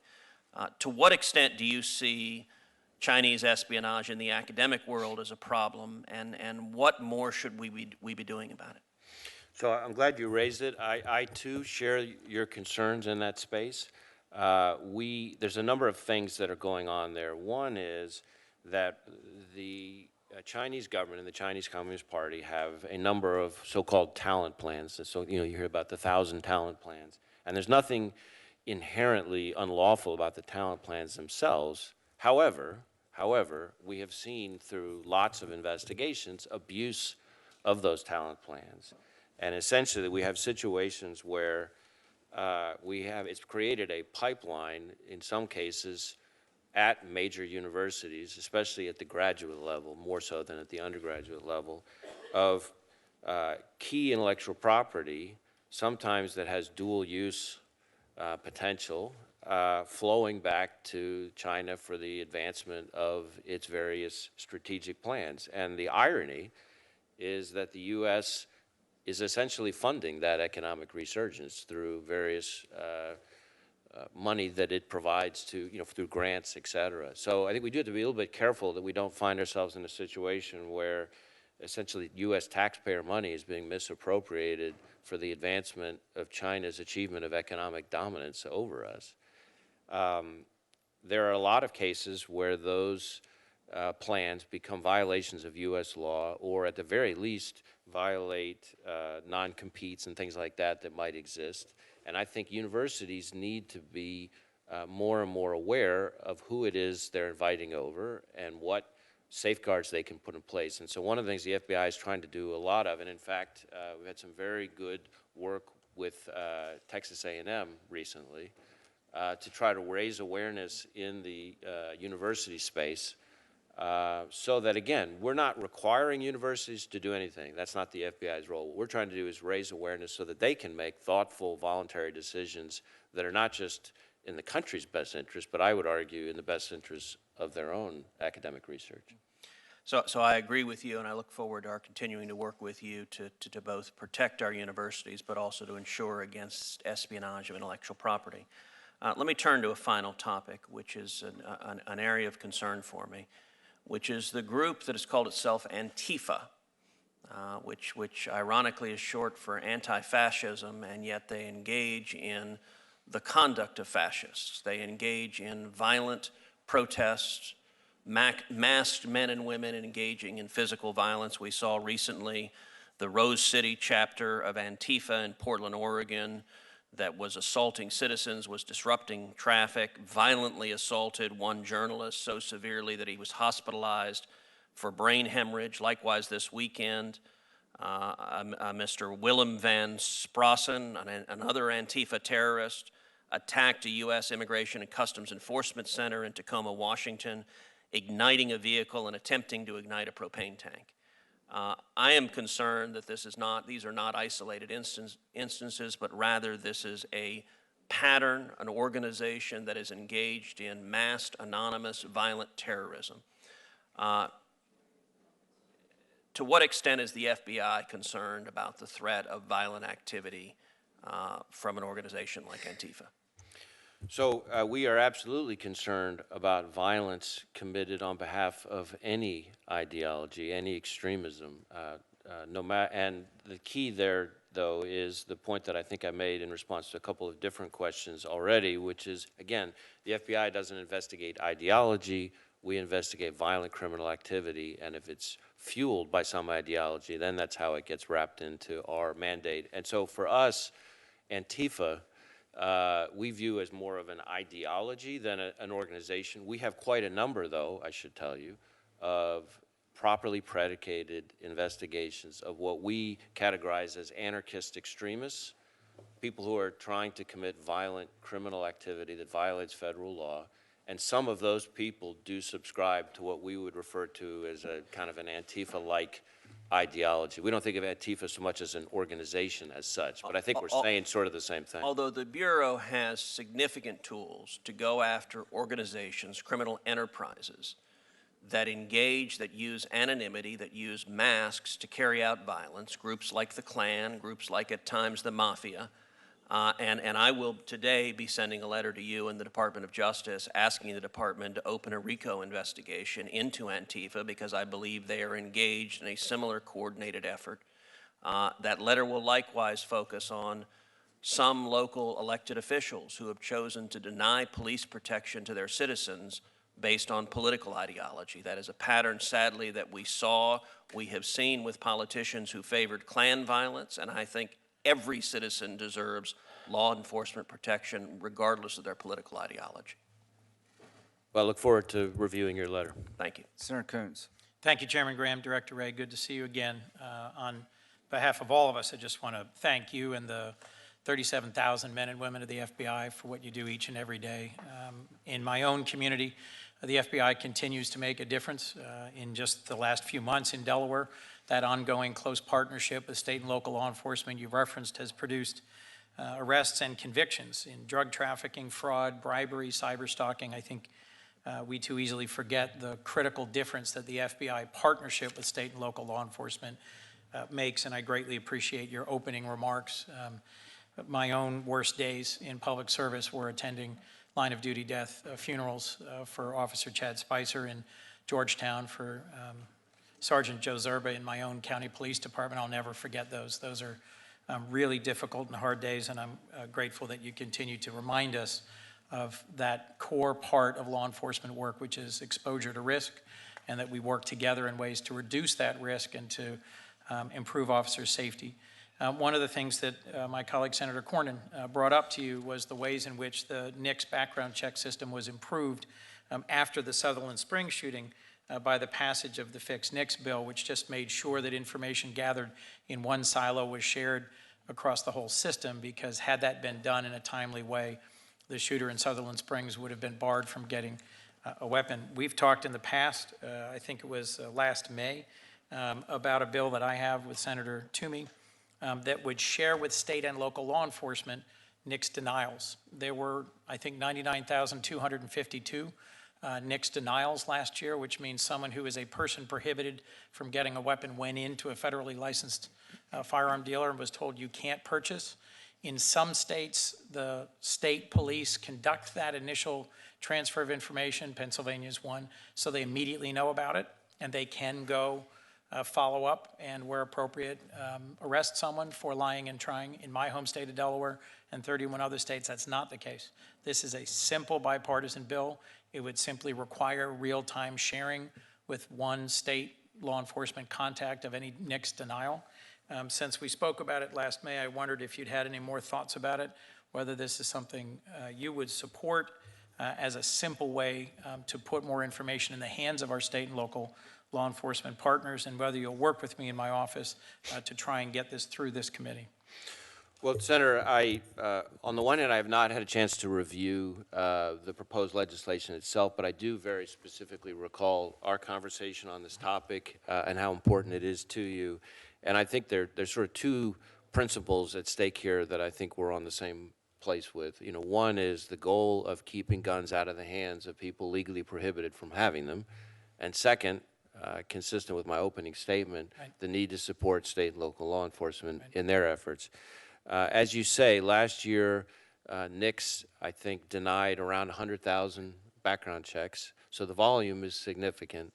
And my own sense is that what would be most helpful here is to have a conversation that brings in and makes sure that state and local law enforcement has the appropriate seats at the table, because I hear all the time when I'm out in the field with state and local law enforcement, the burden that they feel they're under. So I want to be a little bit careful before we just Well, Director, dump all the information let's on them and just move kind to of that pass quickly it, if we but can. yeah. Our last conversation was months ago in response to Senator Cornyn's question. You said, fix Nick saves lives. Every chief of police I've met with or spoken to in Delaware says they would welcome this information. I think they would handle it promptly and thoroughly, and I think they would help promote public safety with that information. I've at least 2 other questions in 3 minutes, so let me move. But I would welcome further engagement on this point. I think this is a common sense, simple way to enforce the laws on the books. Election interference, there's been a lot of questioning, which is constructive, I think, about China's intelligence efforts in the United States. I also want to make sure we've talked through about Russia's election interference. I appreciate your clear statements that they exerted improper influence on our 2016 election. They haven't stopped trying. They're still coming. We haven't successfully deterred them. On the appropriations subcommittee in which I serve, we put $380 million into strengthening election infrastructure 2 years ago, 0 last year. It is my hope we will invest more in state and local election infrastructure. But you've created in the FBI the Foreign Influence Task Force. One of the things I'm concerned about is so-called deep fakes, false, manipulated, misleading media clips that are very difficult for the average viewer to discern. What steps is the FBI taking to address deep fakes, which in a number of briefings I hear is one of the most likely next order threats in the 2020 election? Well, certainly we share the concern about deep fakes as a potential tool, not just, frankly, in the malign foreign influence space that you've referenced, but any number of other contexts. One of the things that I did not that long ago was bring together all of our top executives for a presentation and then a discussion led by our Office of Technology Division, which has the best expertise from a technological perspective on this. I think the real challenge of deep fakes is that without the right kind of training, it's very hard for somebody to be able to distinguish and to be able to unpack what's a deep fake versus not. We are looking at different technologies that we might be able to have to help unravel that. So there's maybe some technological solutions. We're also trying to look at ways to partner with the private sector on it because there's a role where I think that they can play. So I don't think I have anything specific to report here, but I can assure you that this is a subject that has the concern of really everybody at the top of the FBI. Well, I appreciate your clear voice on the ongoing efforts by Russia to interfere in our election. I hope we'll have the benefit of a similarly clear voice about the risks of deep fakes. Last question for you, if I could. I spent Friday in Mcallen, Texas with a number of my colleagues. Many colleagues, both parties have visited the border recently. It became clear to me in the conversations I had with a few dozen migrants that they were all from Central America, had all fled significant violence and lack of order, and this is in El Salvador and Guatemala and Honduras. There is a program of the FBI, the Legal Attaché program, that has made a real difference, and I appreciated your highlighting that in your prepared remarks. Tell me more, if you would, about how the FBI legates and programs like the Transnational Anti-Gang Task Force are making a difference in confronting gang violence in the Northern Triangle and thus changing some of the circumstances that drive families to make the very difficult decision to risk a more than 1,000-mile journey to our southern border, because I frankly think it's in all of our interest to use our skills, strengths, and abilities like the FBI to change the conditions in Central America, to change the outcome on our southern border. Well, certainly, Senator, we agree with you that our efforts through what we call the TAG units in Central America are one of the ways in which we at the FBI can do our part to help contribute to border security, but also just more generally the safety of Americans here inside the United States. The TAG units essentially provide a way for us down in El Salvador and in a couple of the other Northern Triangle countries to use the local law enforcement as a force multiplier. So we provide some of our expertise, some of our experience, some of our partnership, and then working with a larger group of local law enforcement. It helps them learn while doing, but it also helps them be more effective in tackling a very serious criminal problem down there. I've met with officials from that part of the world as they've come to visit me in the U.S., and something we're very proud of, and we think we want to double down on if we can. Are you requesting additional funding for that program this year? Have you had any difficulty in terms of the continuity of effort? I think we're humming along. We had some scares, but I think we're moving forward. Yeah. Okay. I have questions for the record. I'll send you about facial recognition technology and its your work with state DMV databases, and I just will add to what Senator Whitehouse raised in terms of concerns about how background checks are done, and look forward to talking with you about that further. Thank you for your testimony today. Senator Grassley. Welcome. When you came to my office, I discussed with you, like I do every person that comes to my office for nomination confirmation.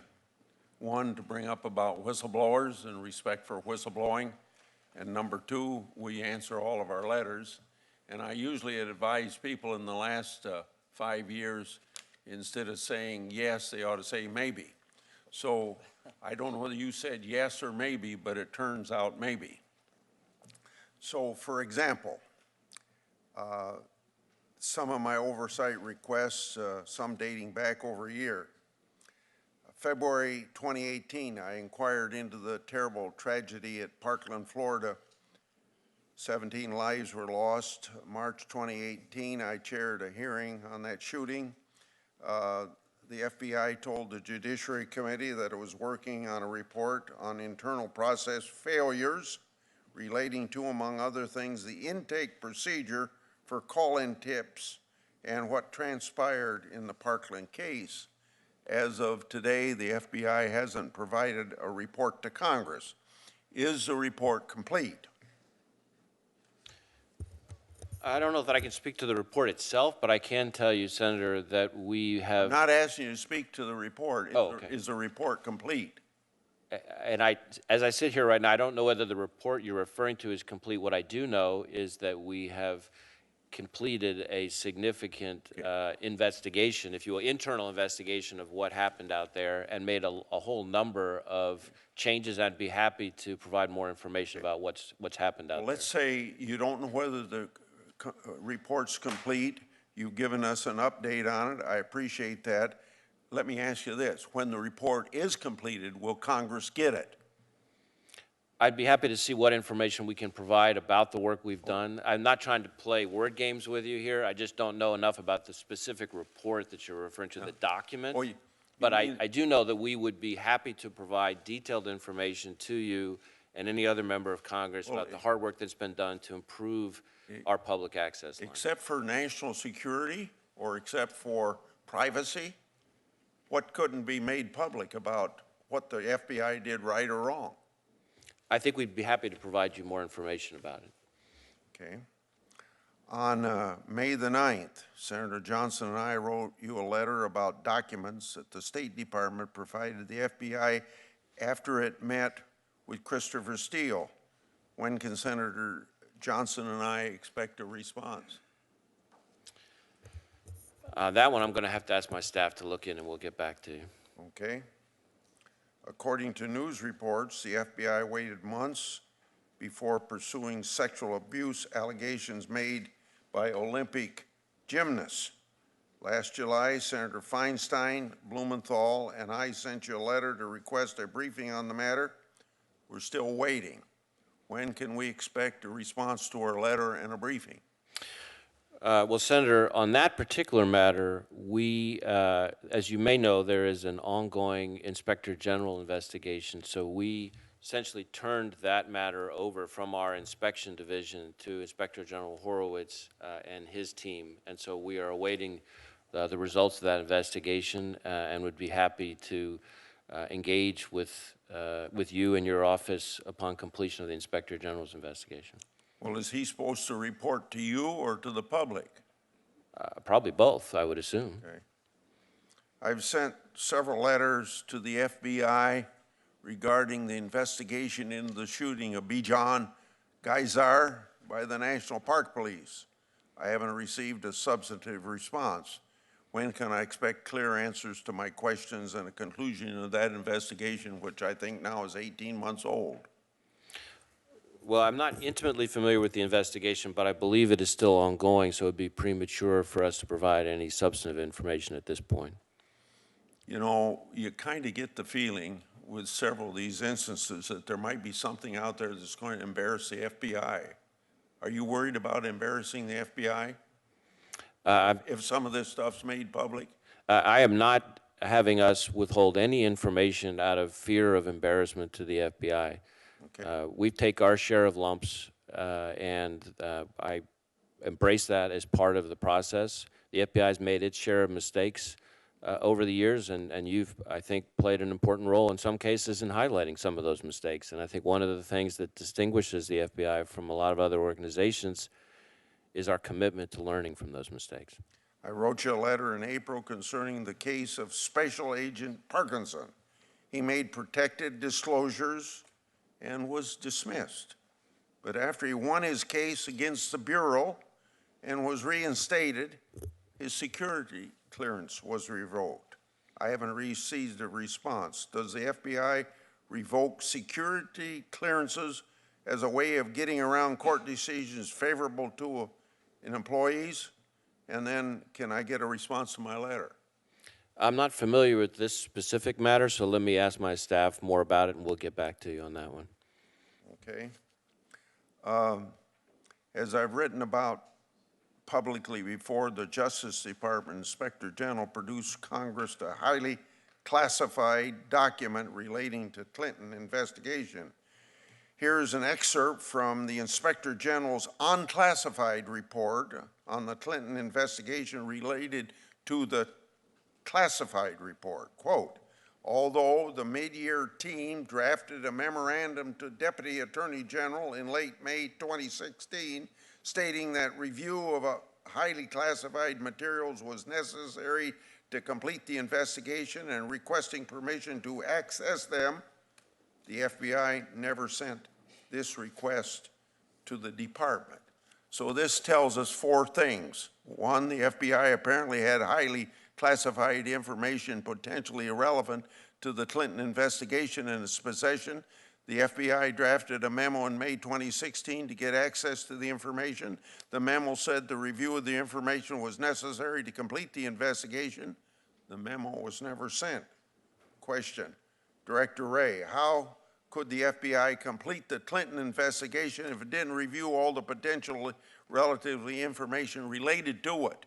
And lastly, do you know of any other examples where the investigation was completed without the FBI reviewing potentially relevant evidence within its possession? Well, Senator, as to the specific example you cited, I'm generally familiar with the fact pattern. I am a little bit concerned. I recognize that you're reading from an unclassified document, but I'm a little bit concerned that my ability to address it in this setting is somewhat limited. So let me circle back with my staff and figure out if there's a way for us to be a little more responsive in a different kind of setting. Well, I'll be waiting for that information. Thank you very much. Senator Blumenthal.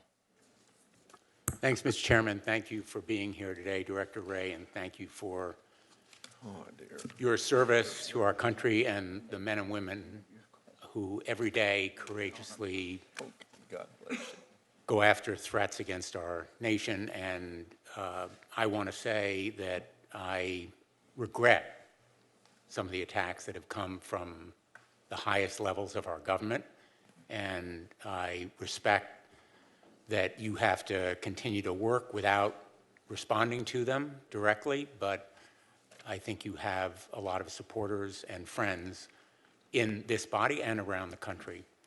I want to ask you about threats identified by members of Congress. I appreciate the FBI's responsiveness to them.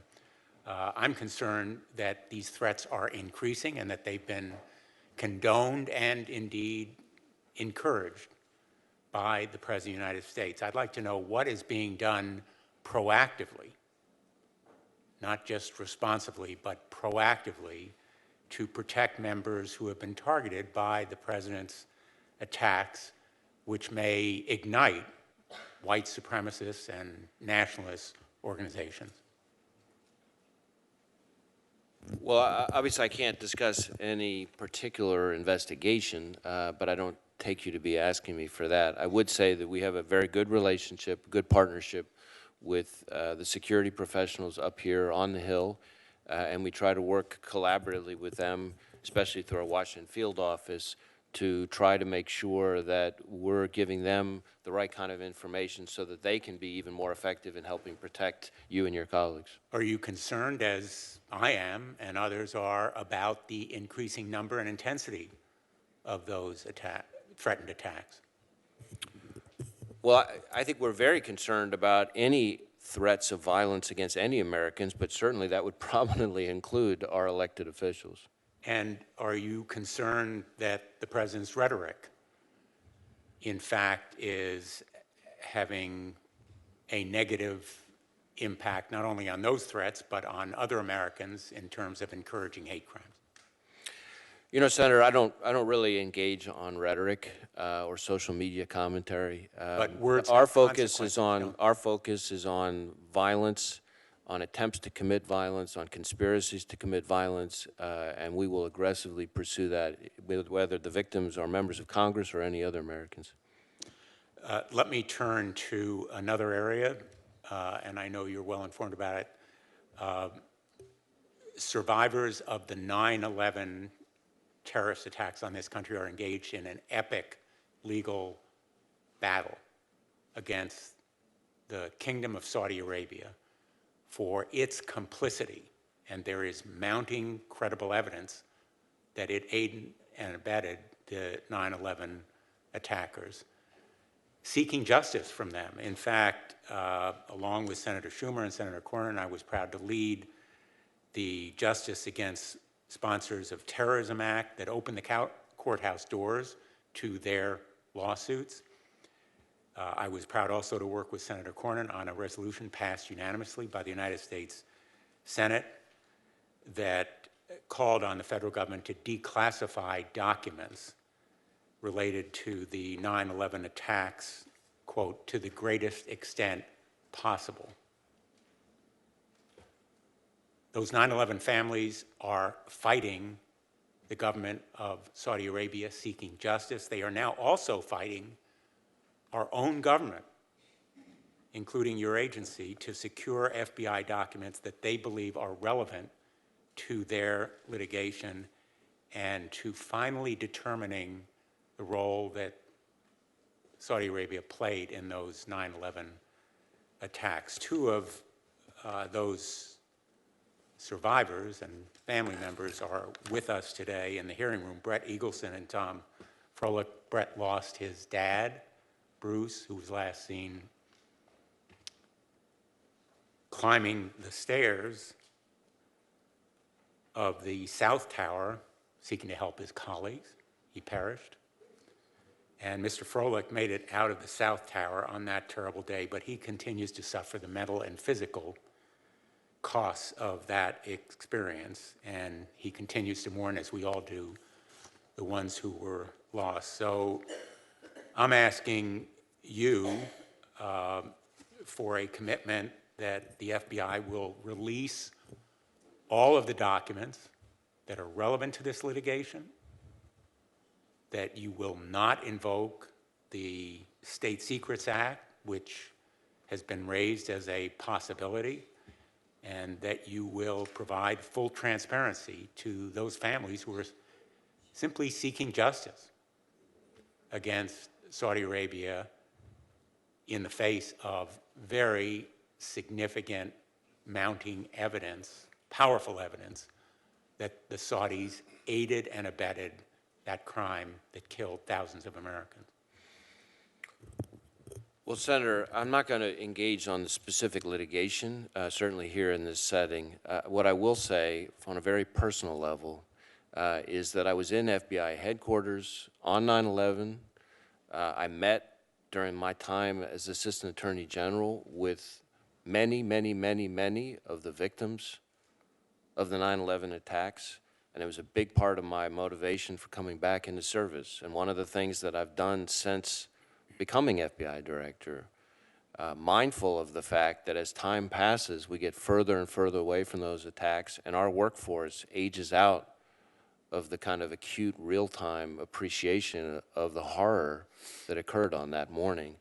I have directed that all new agents and analysts of the FBI go as part of their training to the 9/11 Memorial and Museum so that they can see, in particular, the victim impact of our work and of getting it right. And I'm very sympathetic, and I say that just from a personal level so you know that I'm extremely sympathetic to those families. I am also extremely sympathetic to all the families of future potential terrorist threats that I want to prevent. And I want to make sure that our handling of secret information is done in a way that balances both of those concerns. I don't doubt your sympathy, but these documents are absolutely necessary to their having a fair chance to prove their case.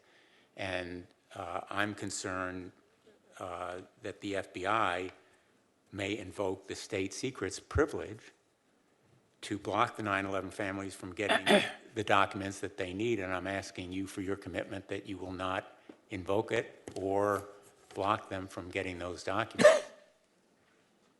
And as I said, I'm not prepared to make commitments about ongoing litigation or discovery and ongoing litigation here in this setting. I can assure you that we will try to be as transparent as I think we can responsibly be, while at the same time protecting national security. Will you meet with the families who are represented here today?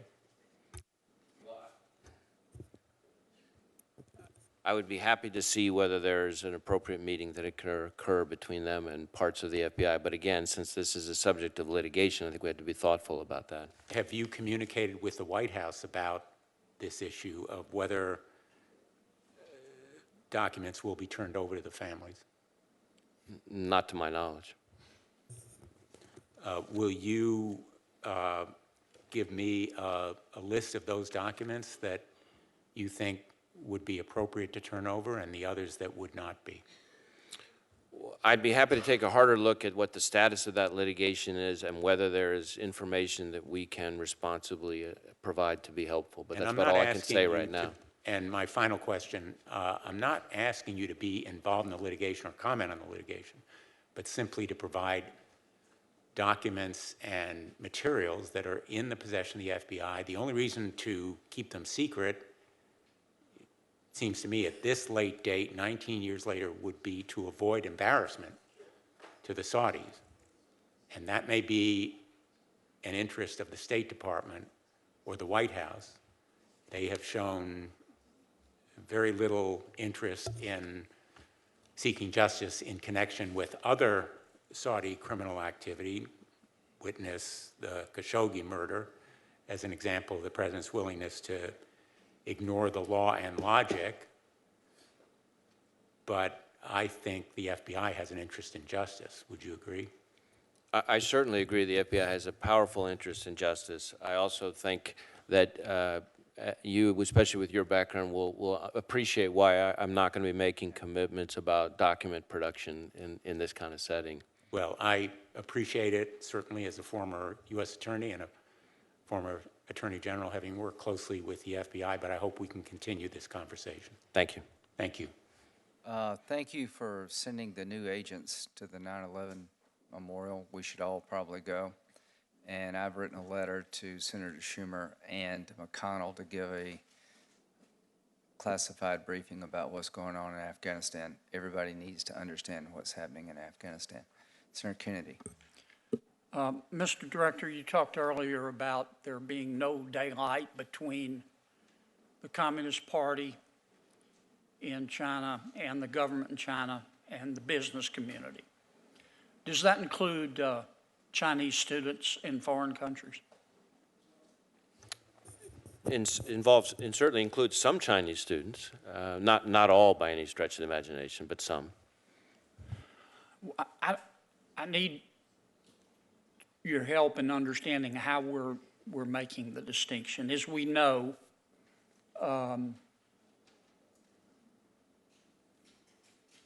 we have a lot of foreign students that come to our fine universities, and our fine universities love them because they pay full freight.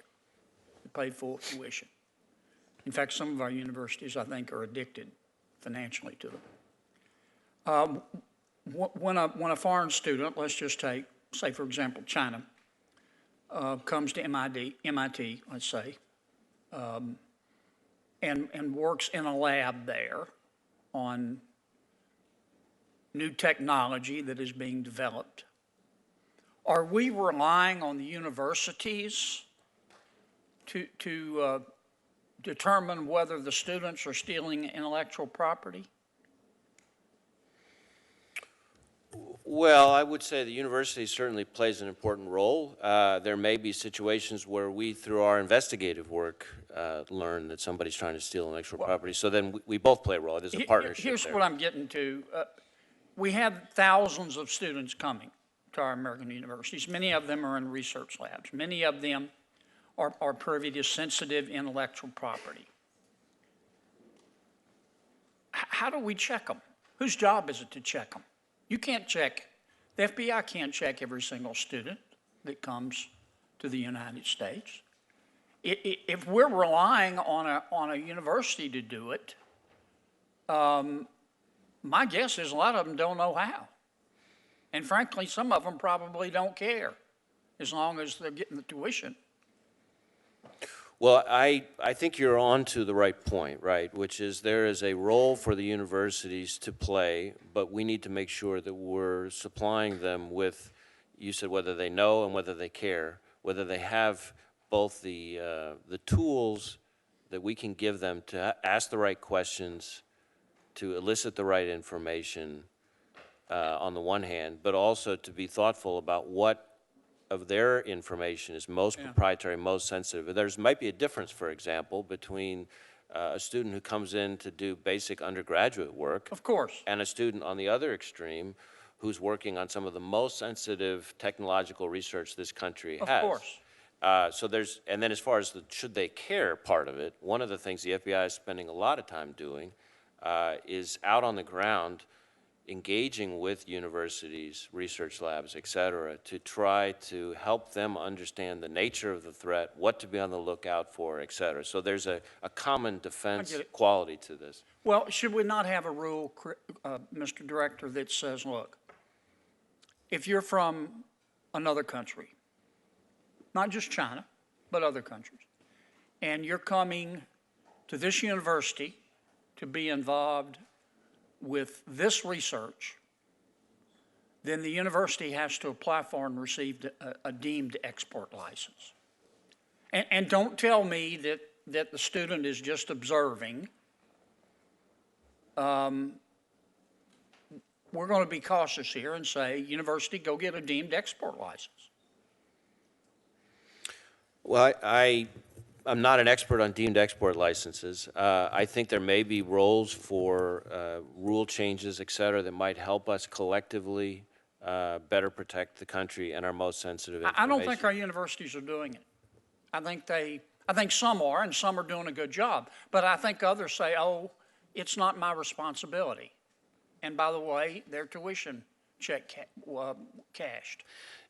I see exactly where you're coming from. I guess what I would say is my experience now, and having gone out and about around the country and met with all 56 field offices as well as with partners, including in the academic sector in an awful lot of those states, is that there are a growing number of universities which are much smarter now about this issue than they used to be. Not necessarily where we need to be. They are, and of course the cow is out the barn in many respects. The universities weren't shy about inviting Confucius institutes to their campuses. They're glad to have the money. I mean, Australia has the same problem. Many Australian universities are addicted to tuition from Chinese students. I'm not criticizing Australia. Wonderful ally, great country. God bless them. But this has become a serious problem, and I sense you're spread thin. I sense that we're relying on our universities, and it's great to educate them, but as long as those tuition checks clear, some of them aren't going to really participate. And I think what we need is some sort of rule that in these particular technologies, you got to go university have to go get a deemed expert license. Let me shift gears. Is the FBI involved in the investigation in Chicago of the Jussie Smollett police complaint? I'm not sure there's anything I can say about whether we're involved in a specific investigation or not. Okay, that's fair.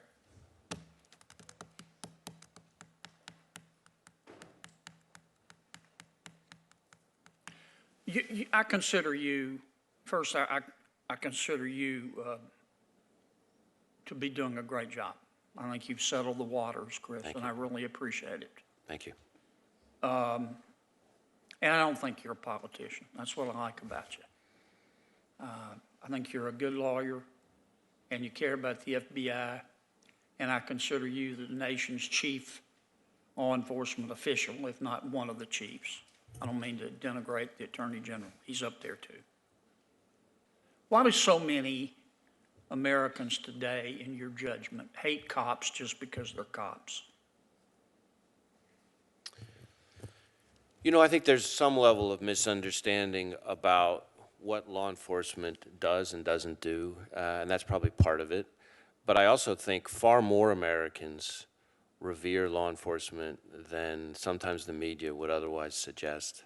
And that's one of the advantages I've found to getting out of Washington and trying to visit all 56 field offices and to visit not only the men and women of state and local law enforcement in each of those states, but also to meet with people in the community from each of those states, because that's a better way for me to get a sense of how people think about law enforcement. So I don't think most people hate law enforcement. I think most people are grateful for law enforcement, but the reality is that there is a level of violence that is occurring in this country, and a willingness to use lethality against law enforcement that I think we just cannot abide, and we need to be finding ways to make those people who work so hard every day more safe. Thank you, Mr. Chairman. Thank you. The vote is on, and we'll continue, and we're just going to keep going and try to get you out of here by 1 o'clock if we possibly can. Are you okay to keep going? Senator Hirano. Thank you, Mr. Chairman.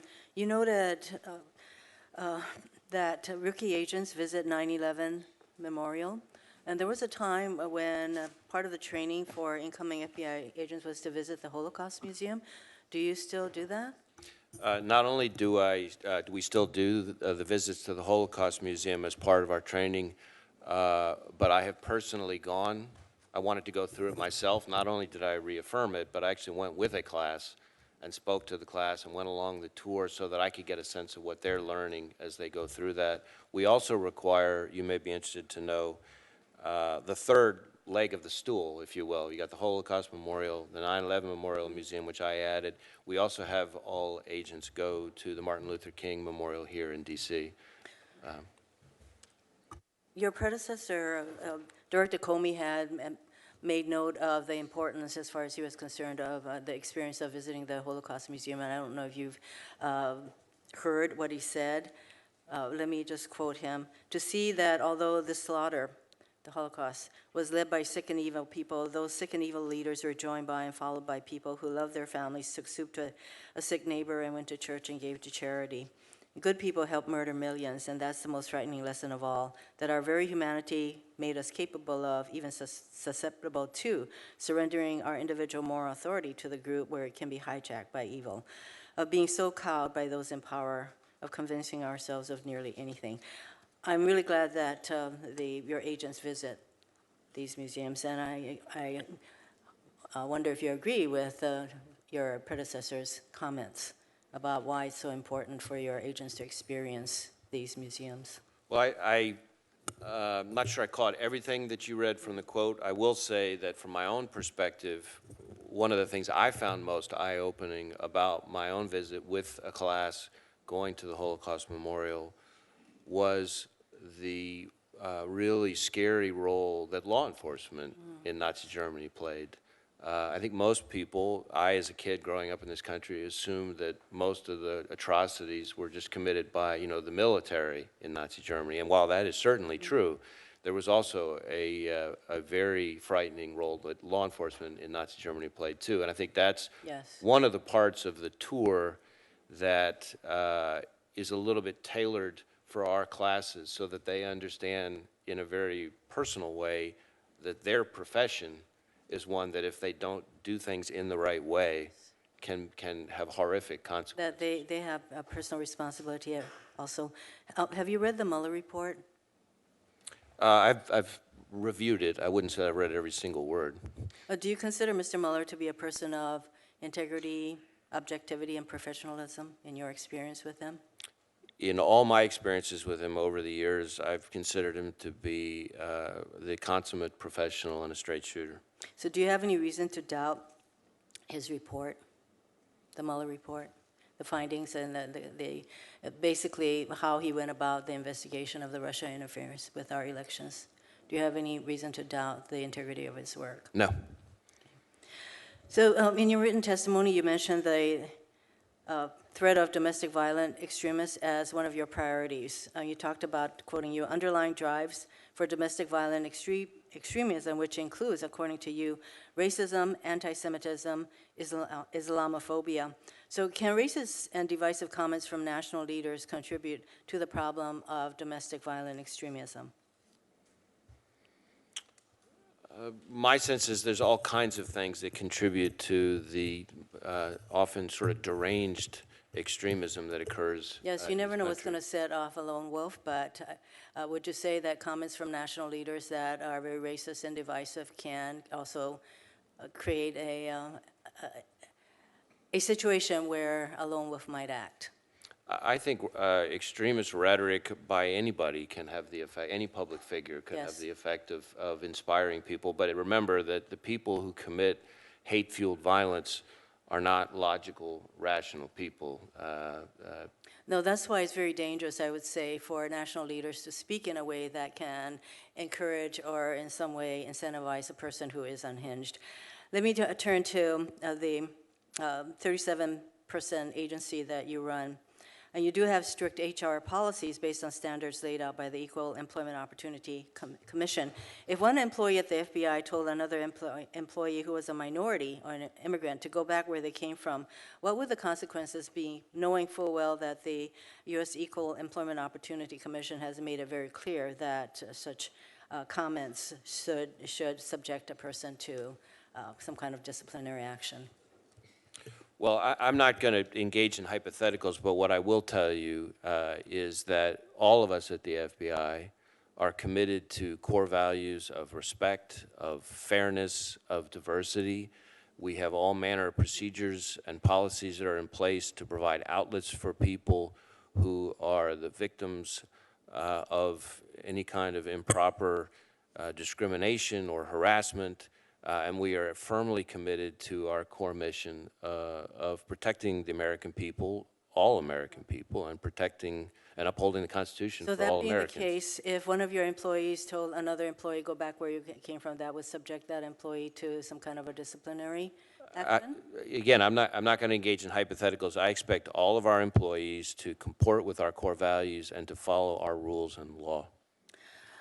Let's hope that that means that you actually follow through with some disciplinary action. So in 2017, the Trump administration launched the Voice Office, which stands for Victims of Immigration Crime Engagement. It's an office dedicated to the victims of crimes committed by undocumented immigrants.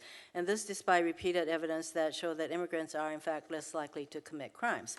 Does the FBI have a mechanism for tracking crimes committed against individuals because they are an immigrant or perceived to be an immigrant? I don't believe I've seen information quite like that, but we collect lots of different kinds of information, so I'm reluctant to speak with absolute certainty on that. So I don't know exactly where the Voice Office is located. I take it not in the FBI. No, not in the FBI. we have concerns about the independence of the FBI, so I wanted to ask you, has the President or anyone at the White House or the Attorney General or anyone at the Department of Justice asked or suggested that you do anything unlawful or unethical, including opening, altering, or closing an investigation? As I said to you and your colleagues on the committee during my confirmation hearing, I am committed to making sure that the FBI does all of its work by the book, utterly without partisan motivation or interference, and that has been true since the day I started, and it's been true right on up until today. So are you testifying that the President nor anyone at the White House or the Attorney General has not asked you to open, alter, or close an investigation? I can't think of a situation where any of those people has asked me to close an investigation or to do anything remotely inappropriate. That would be including altering and opening an investigation, I assume. So you're very cognizant and committed to the independence of the FBI and the work that you do. Absolutely. Thank you. Thank you, Mr. Chairman. Senator Hawley. Director Wray, earlier this year, I sent the FBI 2 letters seeking additional information about news reports that the agency, the Bureau, had opened a counterintelligence investigation of the President following the exercise of the President's constitutional prerogatives to direct foreign policy and otherwise oversee the executive branch. I did not receive a response to those letters beyond a form letter acknowledging receipts. And since I have you here and I have you under oath, let me just ask you what I want to know. To your knowledge, has the FBI ever launched a counterintelligence investigation of another president in American history?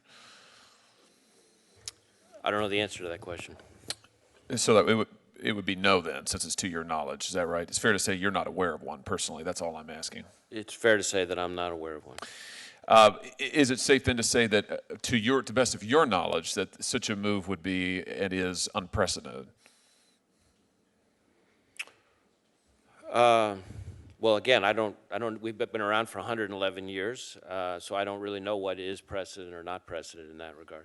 But you don't have any knowledge of any previous counterintelligence investigation of a sitting president being Not launched? sitting here at this moment. Would it be unusual for FBI agents to hide the existence and results of an investigation from their superiors? Certainly, in my experience, for agents to hide information from their superiors would be unusual. What can you tell us finally about the internal investigation into the decision to launch this counterintelligence probe, where it stands, when we might hear about it, and when we might expect results? So there are 2 things going on. One is the ongoing, fairly far along, I guess I would say, investigation by the Inspector General, which is somewhat related to the topic you raised. That's by the independent Inspector General over at the Justice Department. And then separately, as I think has been testified to publicly, the Attorney General has asked some questions about the manner in which the investigation in question began. And we are working with him or cooperating with him to try to help him get those questions answered. But I don't think I have any kind of status update or anything like that at this point. It's very much underway. So you're aware then, just to make sure I understand your testimony, you're aware of 2 different probes, if you will, 2 different investigations or inquiries underway that touch on this topic that we've just been discussing? Right. There's some overlap between them probably, and they both in their own ways touch on different aspects of what you described. And your office and the FBI as a whole is fully cooperating with both inquiries, is that accurate? Yes. Let me shift gears and talk to you a little bit about Chinese espionage that others of my colleagues have asked about. And I want to ask you more specifically about Confucius Institutes, which you touched on just briefly with Senator Kennedy a moment ago. 18 months ago, when you were before the Senate Intelligence Committee, you said you were concerned about Chinese espionage at universities. It's a quote from you. You're concerned about the use of non-traditional collectors, especially in the academic setting, whether it's professors, scientists, students. You say you see it in almost every field office that the FBI has around the country, and you went on to say the Chinese are exploiting the very open research and development environment that we have, and you've reiterated those concerns here this morning. Do you continue to consider Chinese espionage activities focused on research and IP theft to be a serious threat? I mean, you see that as continuing to be an ongoing threat? Very much so. I think an awful lot of the most sensitive research that is conducted across either military or dual-use technologies, but also in areas like healthcare and things like that, are conducted in our leading academic institutions, and there is a fairly significant pattern of espionage that is occurring in that arena. So that's something we are concerned about. Let me just ask you now specifically about Confucius Institutes and why you've expressed concern about them and why you answered Senator Kennedy as you did. Why should we be concerned? Why should the American public, why should, for that matter, American university college presidents be concerned about Confucius Institutes on their campuses? Can you just sort of spell that out for us? So my answer that I just gave was more broadly about the academic sector. The Confucius Institutes are a source of concern, but we view those more as part of China's soft power strategy and influence. In other words, those offer a platform to disseminate Chinese government or Chinese Communist Party propaganda, to encourage censorship, to restrict academic freedom, et cetera. So it is an area of concern, and we are actually encouraged, somewhat similar to the answer I was giving to Senator Kennedy, by the growing number of universities in this country over the last few years that have taken steps to restrict and curtail Confucius Institutes on their campuses. I will say we're even more concerned, though, about what I would consider more traditional efforts at either cyber intrusion or espionage, both in the research facilities themselves and in the private sector, as I've testified about a little bit here today. Just on the Confucius Institutes again for 1 minute, what would you say to a university president who's considering partnering and allowing with the Confucius Institute and allowing an institute on her campus? I mean, what considerations do you think that university president ought to have in mind? I would think a university president ought to do an awful lot of homework, and we'd be happy to have the local field office sit down with them to talk to them about what we know that can be shared about Confucius Institutes so that they can make a thoughtful decision themselves about whether it's something they really want to have on their campus. On the more, to use your phrase, more traditional forms of espionage that the Chinese government and military is employing, do you think it's time for new legislation to help secure and protect our universities from that kind of espionage? Are there tools that we could give you that you think would be beneficial? Well, I don't know that I have a specific legislative proposal, but I do think that the level of awareness that is starting to increase in this country, including in the academic sector, and of course, you and your colleagues have played an important role in helping raise awareness, I think is positive, and I think it's time for a national conversation about how we can all play our respective roles in helping to protect the country.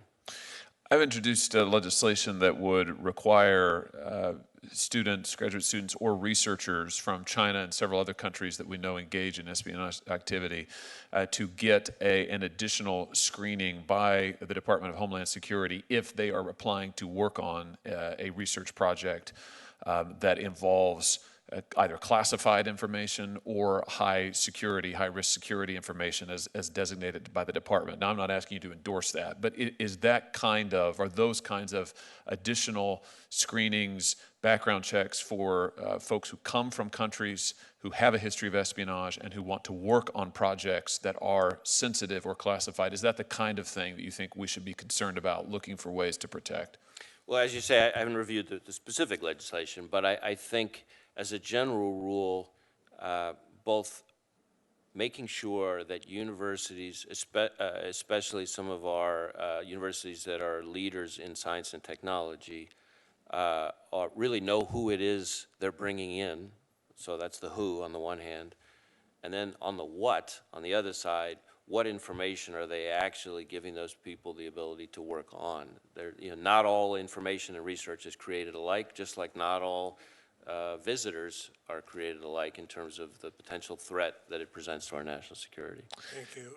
Senator Graham has asked me to keep it somewhat on time. I don't mean to cut off my friend, but because there are votes going on. Director, good to see you here. I noticed in your testimony you said you visited all our states. Did you visit Vermont or did you visit the Albany station?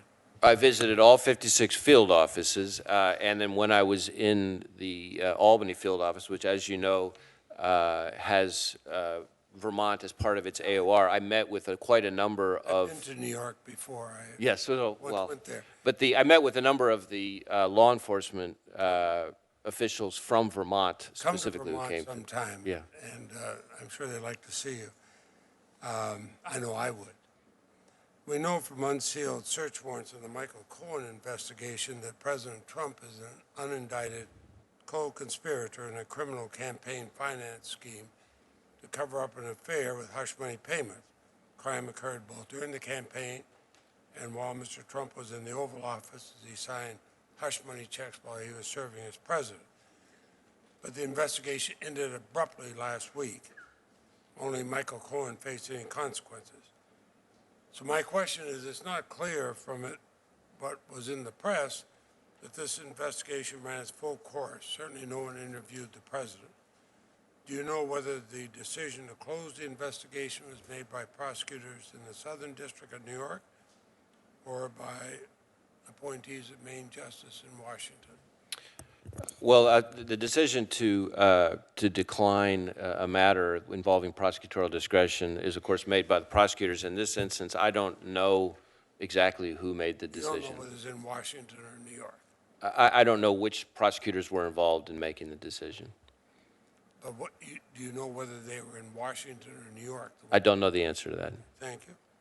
So are you aware of any political pressure that may have been brought to bring about that decision in the Southern District?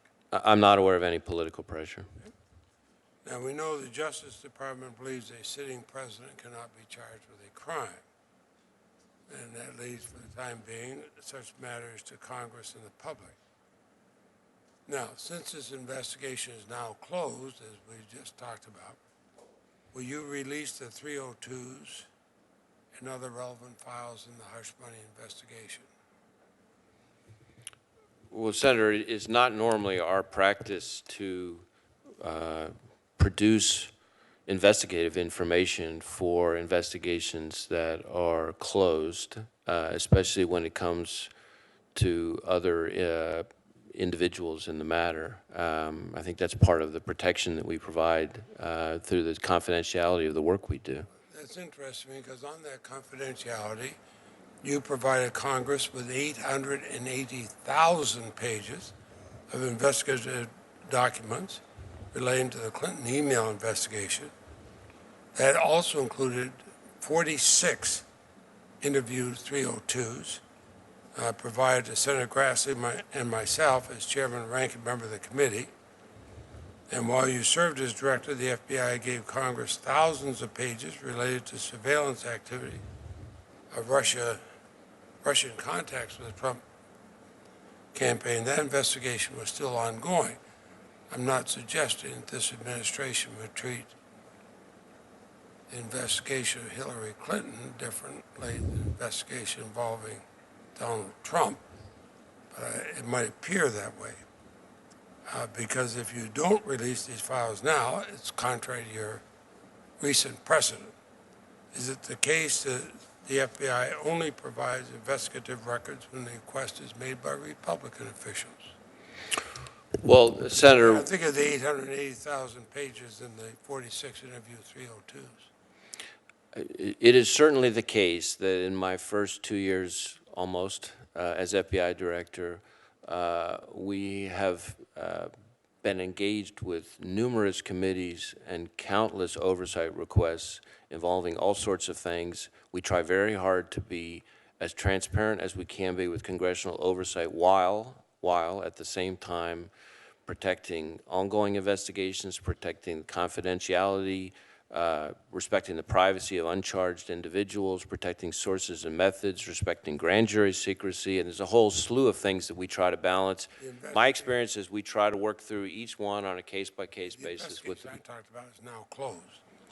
So will you release the 302s and the other relevant files in that hush money investigation the same way you did on the Clinton investigation? I'd be happy to take a look at any request from you or any other member of the Hill and see if there's more information we can provide. Consider that a request. Okay. And let's you and I talk about the next few days, because I don't want it to be just a run along and I have spent a few years here, so I know answers that are brush-offs and answers that are real. I want that a real answer. I'd be happy to have my staff follow up with yours. Thank you. Earlier this year, it was reported the NSA has stopped using the call detail records authority authorized by USA Freedom and is not asking it to be reauthorized. You mentioned this morning the FBI would like Congress to reauthorize the business records, roving, wiretap, and lone wolf provisions in the USA Freedom, which expire on December 15. Yet we have not heard anything from the White House on their position regarding reauthorization. The only reason I mention it is we're only 5 months away from these authorities expiring. That could be a lifetime in the Senate. There's been radio silence from the White House. Do you know when they plan, or if they plan to finally share their position on reauthorization with Congress? I'm not aware of a formal administration position on the USA Freedom Act or of the precise timing for when there will be one. My description earlier in response to questions was not a formal request for reauthorization, but rather a description of some of the, from an operational perspective, what we at the FBI feel are some of the most important tools currently in law that we would hate to lose. Thank you. Well, we can follow up on that too. You also, the Department of Homeland Security plays a critical role in securing our elections, but based on your testimony from the FBI's perspective, if the 2020 elections were held today, are you fully confident that our state and local election officials are fully prepared to defend against foreign cyber attacks? And I ask that because 22 state attorneys general asked Congress to bolster their state's election security funding, and I will put that letter in the record. Americans should feel confident in our elections, in our electoral system. That does not mean that there aren't threats facing it, and that doesn't mean that there isn't a lot of work, hard work, that's already being done and that needs to be done still between us, our colleagues at DHS, ODNI, NSA, state and local officials, the Congress, the private sector. This is an American issue for all of us, and we all need to work together. But Americans should feel confident that we have the finest election system in the world. Thank you. Well, we'll talk further on that. Senator Blackburn, you're recognized. Thank you, sir. Mr. Wray, I want to thank you for your patience today. And as you're aware, we do have a vote series, and I appreciate that you have reached out to local law enforcement when they do have that loss of life from their force and the tribute that you pay there. And I will tell you, in Tennessee, when I talk to people, what they're concerned about with the FBI is that they have agents that are going to tell the truth, because they know if they raise their hand and take an oath that they swear to tell the truth, the whole truth, and nothing but the truth. And rebuilding that confidence and integrity in the system, I think, is of paramount importance. So I appreciate that you are putting attention on that. I do want to talk with you about the opioid crisis. The opioid crisis has really taken such a toll in Tennessee. And we know now that it is more than double the deaths from homicide. It's actually 2.4 opioid deaths for each death that is from a homicide. And I know you've had the Appalachian Strike Force. I'd like an update on that. I know you issued the 50 medical professionals had an indictment issued by DOJ against them. They had issued 32 million pills. And we know that you are working on the fraud issues. We had a pain clinic with fraud issues. But when I talk to local law enforcement, most of the crime they're dealing with has a nexus with the drug issue. So talk with me a little bit more about how you're managing that, the strike force, how you are partnering with DEA and local law enforcement, and then the continued emphasis that you expect to have on the opioid issue? Well, thank you, Senator. I appreciate your flagging the issue. I know it is top of mind for an awful lot of people in this country, as it should be. You may be interested to know that the very first of the 56 field offices I visited was Knoxville, and I've actually now made my way around to round two, so now I've been to Knoxville twice, in addition to, of course, the Memphis field office. But the reason I bring up Knoxville is that that office, in particular, for example, has done some very good work in the opioid arena. I would say that overall, our focus on this threat is much like I said to some of your colleagues on a couple of the other threats that we face, is to try to figure out where do we, the FBI, best add value that complements what everyone else is doing, DEA, state and local law enforcement, and of course, in this arena, public health, et cetera. So what is that with the FBI? Well, one, we have, and you alluded to it, we have a prescription drug initiative. So that's where we're going after in the healthcare arena, medical professionals, pill mills, Medicare and Medicaid fraud, nurses, pharmacies, that kind of thing, because that's a big part of the problem, and that's a place where we bring unique expertise. Second, we have Safe Streets task forces all over the country, and those target gangs that are distributing the opioids and fentanyl and related substances. We also have something called J-Code, which is an initiative that's focused on disrupting and dismantling darknet marketplaces for fentanyl and other opioids. We also have, through our TOC, Transnational Organized Crime Program, a focus on the transnational criminal organizations that are a source of the supply. Cartels. So we're getting at that part.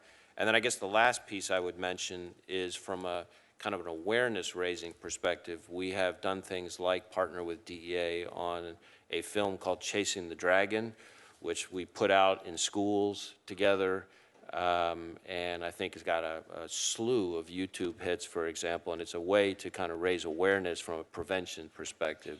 Okay, let me ask you, J-Code, I know that right now we've got 30 child pornography sites that are operating on the dark web. This is on top of what we see through a lot of, that is happening with a lot of the apps that are out there that pedophiles are using and that groups are using to traffic women and children. And I've done a good bit of work on this issue, and it is just heart-wrenching to me. Is J-Code, and as you're looking through that and at the cartels, are you following the human trafficking with that initiative as well as the drug trafficking, or is there an additional emphasis on that human trafficking component? So it's a good question. I would say the J-Code initiative is a darknet-focused program that's more geared towards the opioid trafficking, the drug trafficking, and the related crimes. But we also have darknet, all kinds of darknet efforts that are focused more on human trafficking and various other forms of criminal behavior. And I would assume that at some point there is a juncture, because right now the cartels are making more money on trafficking human beings than they are on trafficking drugs, or that is my understanding. And we definitely want to get after that. Let me ask you one more thing. When it comes to the issue of illegal immigration, illegal entry, NCIC is not collecting re-entry data or prior deportation data on these illegal aliens. And when we talk about criminal illegal aliens, that is something that our local law enforcement has to deal with quite a bit. And if NCIC were to change their protocol and begin to collect and collate that data, do you think that would be helpful? Is there a value to doing that? I think I'd want to evaluate more closely some of what would be involved, but I'd be happy to take a closer look at it. Okay, that sounds great. Let's see, I guess I am the last one. Mr. Whitehouse. Thank you. We're into I guess it's going to be a very brief second round, because I'm if Senator Blackburn leaves, the only one left. I've been authorized to close the hearing by Chairman Graham if nobody else comes in the meantime. So, Director Wray, relief is in sight. I did want to follow up a little bit. We've had a good discussion today about foreign interference in elections. And I'm interested in your thoughts on the role of shell corporations that obscure the identity of the true actor behind the shell corporation, what in the jargon of this area is called the beneficial owner, the true beneficial owner of the corporation. Can you tell me the kind of ways in which the obscurity provided by such shell corporations interferes with law enforcement efforts generally? So as a general matter, shell corporations, dummy entities of one sort or another, are often used as a way to conceal the true owner of a business, and that then can have the effect of not only frustrating regulatory requirements, but also, of course, law enforcement efforts. And we spend a lot of our time across a lot of the vectors that we investigate having to cut through the kind of form over substance quality that exists, the alter egos that essentially are created through beneficial ownership. Money laundering, fraud, criminal investigations, counterterrorism investigations, all affected by this? I can't think of a lot of counterterrorism investigations off the top of my head, but I'm sure there have been some, but certainly the first few you listed. And does this problem create national security concerns in addition to law enforcement concerns to the extent that foreign actors might be behind those shell corporations? There certainly can be times where there are national security concerns. For example, one of the things that we are trying to do more now in the foreign influence space is more aggressively use FARA, the Foreign Agent Registration Act, in order to break through not just the openly declared foreign agents, but various other entities that are created that might, in effect, be operating in that way. And we're sort of pushing into new territory there. And foreign interference in our political system can be directly facilitated by these shell corporations, correct? Absolutely. And I would flag for you that when Mr. Zuckerberg of Facebook was here, he rolled out his new and improved Facebook method for detecting efforts to buy political advertising on Facebook, and disclosed that he was going to go as far as the nominal buyer, but not look behind the nominal buyer to see who the real party in interest was. I described this as, Boris and Natasha LLC in Delaware, and suddenly, boom, that's the end of their inquiry. So I think it's important that we continue to focus on this area because some of our leading political platforms seem to be taking very little interest in finding out who is actually behind the shell corporation. And obviously, you need to know that if you're going to be effective. The last thing that I'll ask you about is there's the famous phrase on law enforcement, follow the money. Clearly, money is a tool used for foreign influence in political systems by Russia and other adversaries, correct? Yes. And if you cannot tell who the real donor is for a big political expenditure, that leaves a very obvious avenue for foreign interference to insert itself, does it not?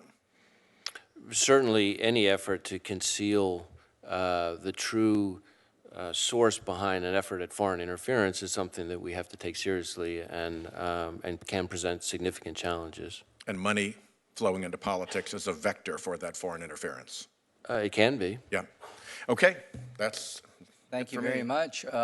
Senator Booker will do his first round, then we'll go to Senator Lee, and we'll finish right at 1 o'clock. Thank you, Director Wray, for your patience. Chairman, thank you very much. Appreciate it. Director Wray, thanks so much for being here. I'd like to go into a subject matter you and I have discussed before individually and with the Congressional Black Caucus and others, and Senator Durbin, I know, brought it up. I watched that back and forth. And you said in that conversation you don't investigate ideology, but clearly for jihadists to white supremacists, the ideology as a motivating factor helps you in your investigations, correct? Certainly, ideology can be a very important part of an investigation if there is all the other pieces that we have to be able to investigate. Yeah. And so this is what's worrying me right now is the significance of white supremacist attacks. We've had, since 9/11, a lot of terrorist attacks, but the majority of them have been right-wing. The attacks here in the United States have, if I'm correct, the majority of them have been right-wing extremist attacks. The majority of those have been white supremacists. Is that correct? Well, I want to get a little bit careful when what I'm counting and what's the numerator and the denominator of what, but I will say that certainly domestic terrorism, violent extremism of all shapes and sizes, when it turns to violence, is something that is of great concern, that is a continuing, steady, persistent, serious threat that we're taking very seriously. And I will say that at least over some recent memory, an awful lot of the racially motivated violent extremism is motivated by what you might call kind of a white supremacist type of ideology. And I guess that's what I want to drill down on. We know from a 2017 declassified joint intelligence briefing from 2000 to 2016 that white supremacist extremists were responsible for more homicides than any other domestic extremist groups. That's according to a report that was declassified. And based on your testimony, the number of arrests this year of internationally inspired homegrown extremists is roughly the same as the number of arrests for domestic violent extremists, the majority of whom, again, are white supremacist groups. And to me, that's a stunning data point, a stunning amount of violence that's occurring in our country motivated by white supremacy, and why it's all the more important that we understand the full scope of that threat. And I know you take this very seriously. And so for more than a decade, the FBI used 11 different categories to describe and document domestic terrorist threats.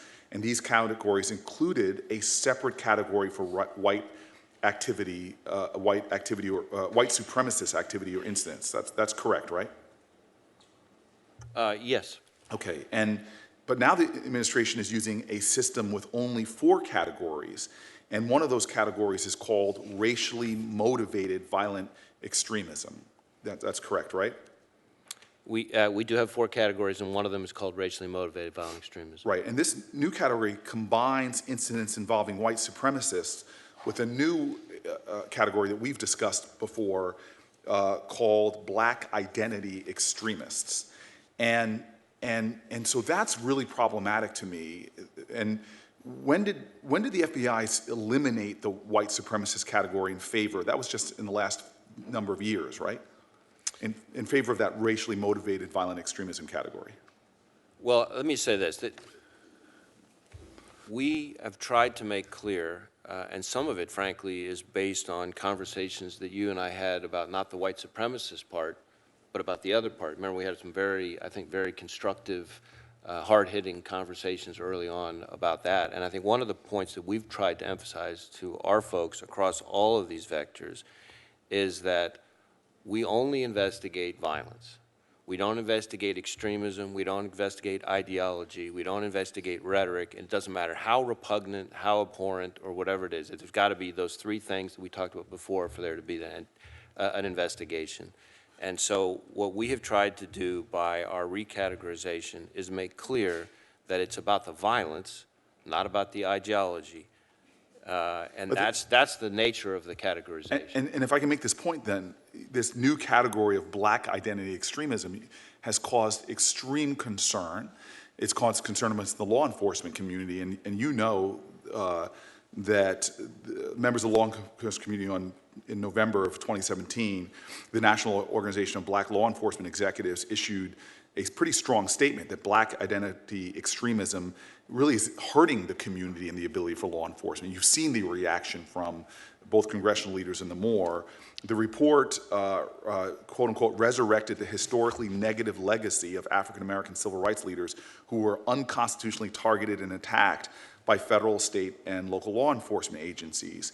The investigative merits of the report do not warrant the belief that an ideology movement is even there that exists among African Americans that predisposes them to negatively target law enforcement officers. And so quite specifically, how many violent attacks, if you're investigating violence, how many violent attacks and facilities have been attributed to white supremacists since 2017?